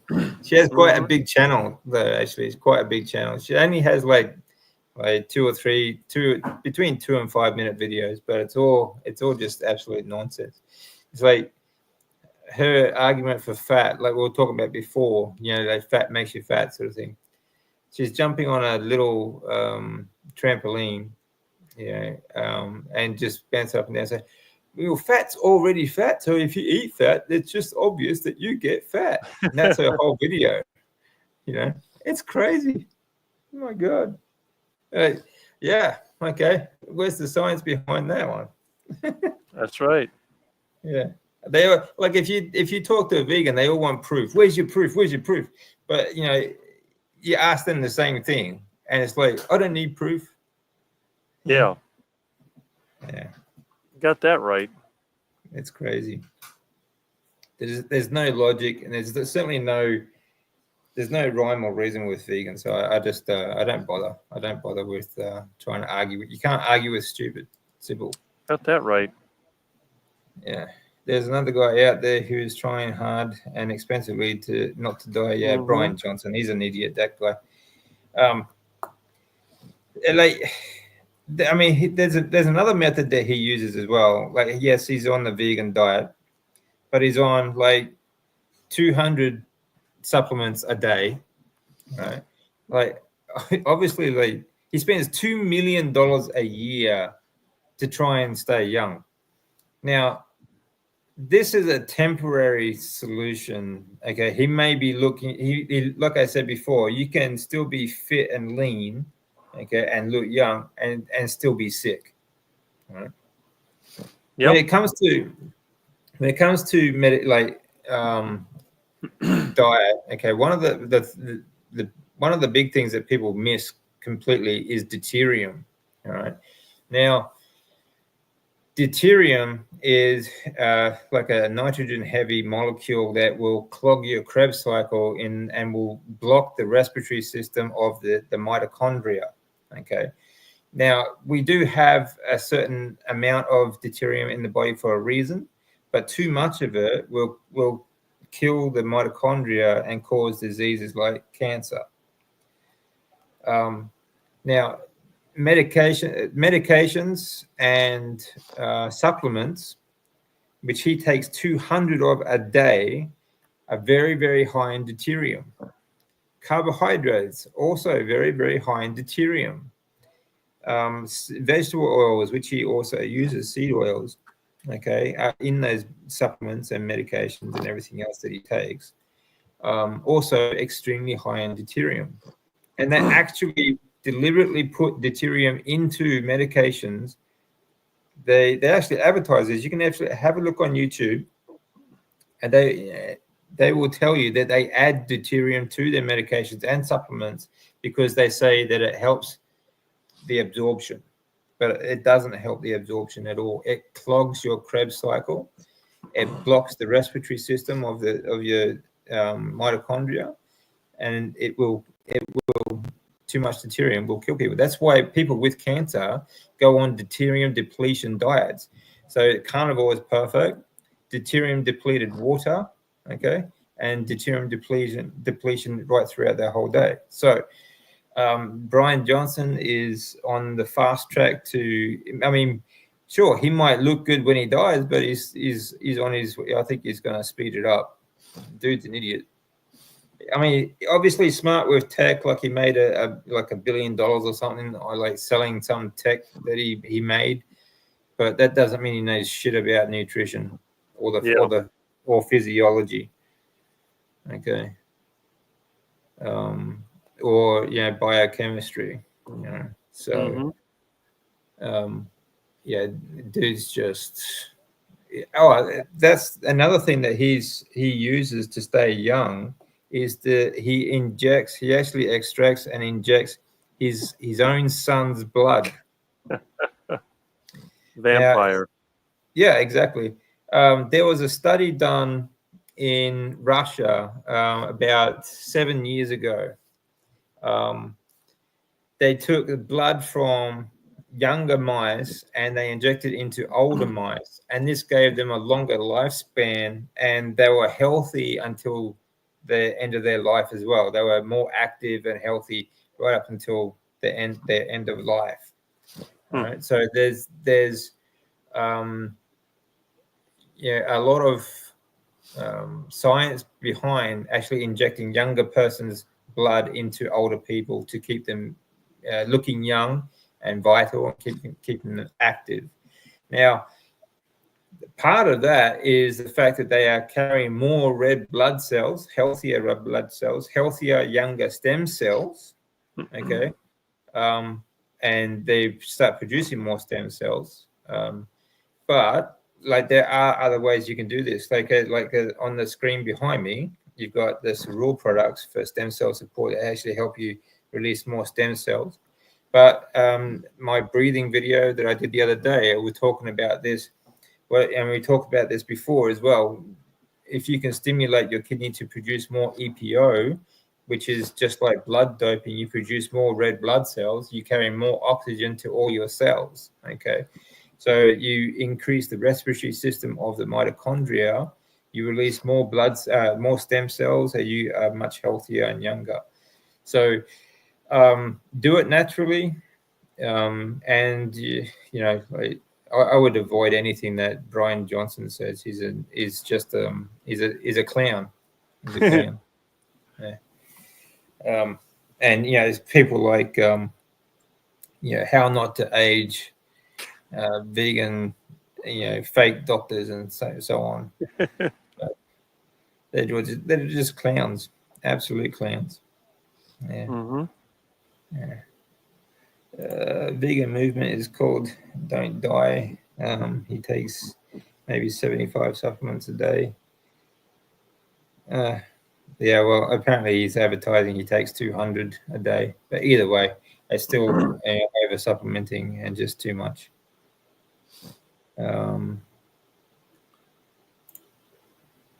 You say, I am the proof.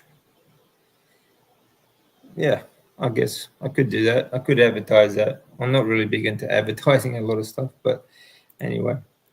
Bronson is to me very entertaining to listen to because he is so articulate and determined. Well, yeah, I mean, he is. He's a very articulate guy and obviously very determined. He knows a lot about tech, I would say, maybe, IT and stuff like that. But I wouldn't listen to him about diet and nutrition or anything like that. No, not at all. And yeah, you might get some entertainment value out of it, but I just think he's a clown. But that's just me. Just my opinion. I'm not saying don't listen to him or you do what you want. Do you? It's all good.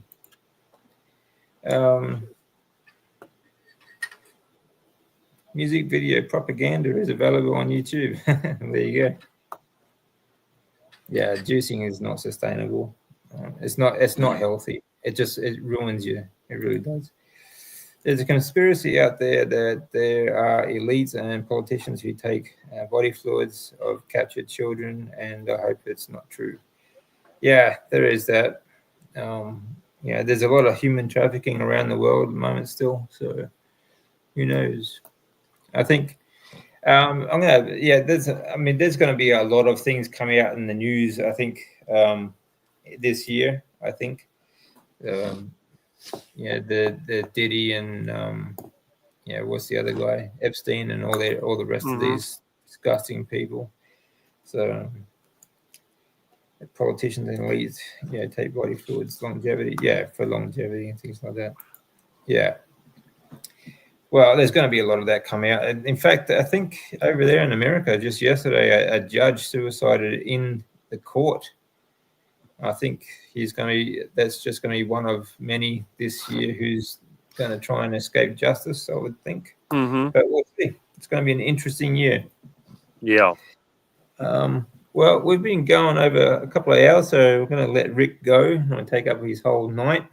But I think I just want to wish everyone all the very best for this year. I really do hope you have a great 2025.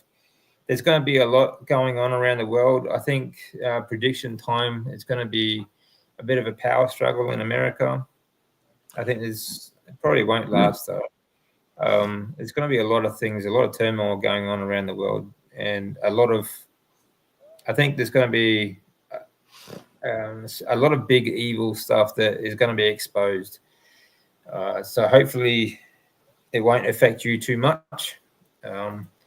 And you just get on with your life and try and be as healthy as you can. And that is the way to also fight back, like to fight back against these globalists and these corporations and everything like that.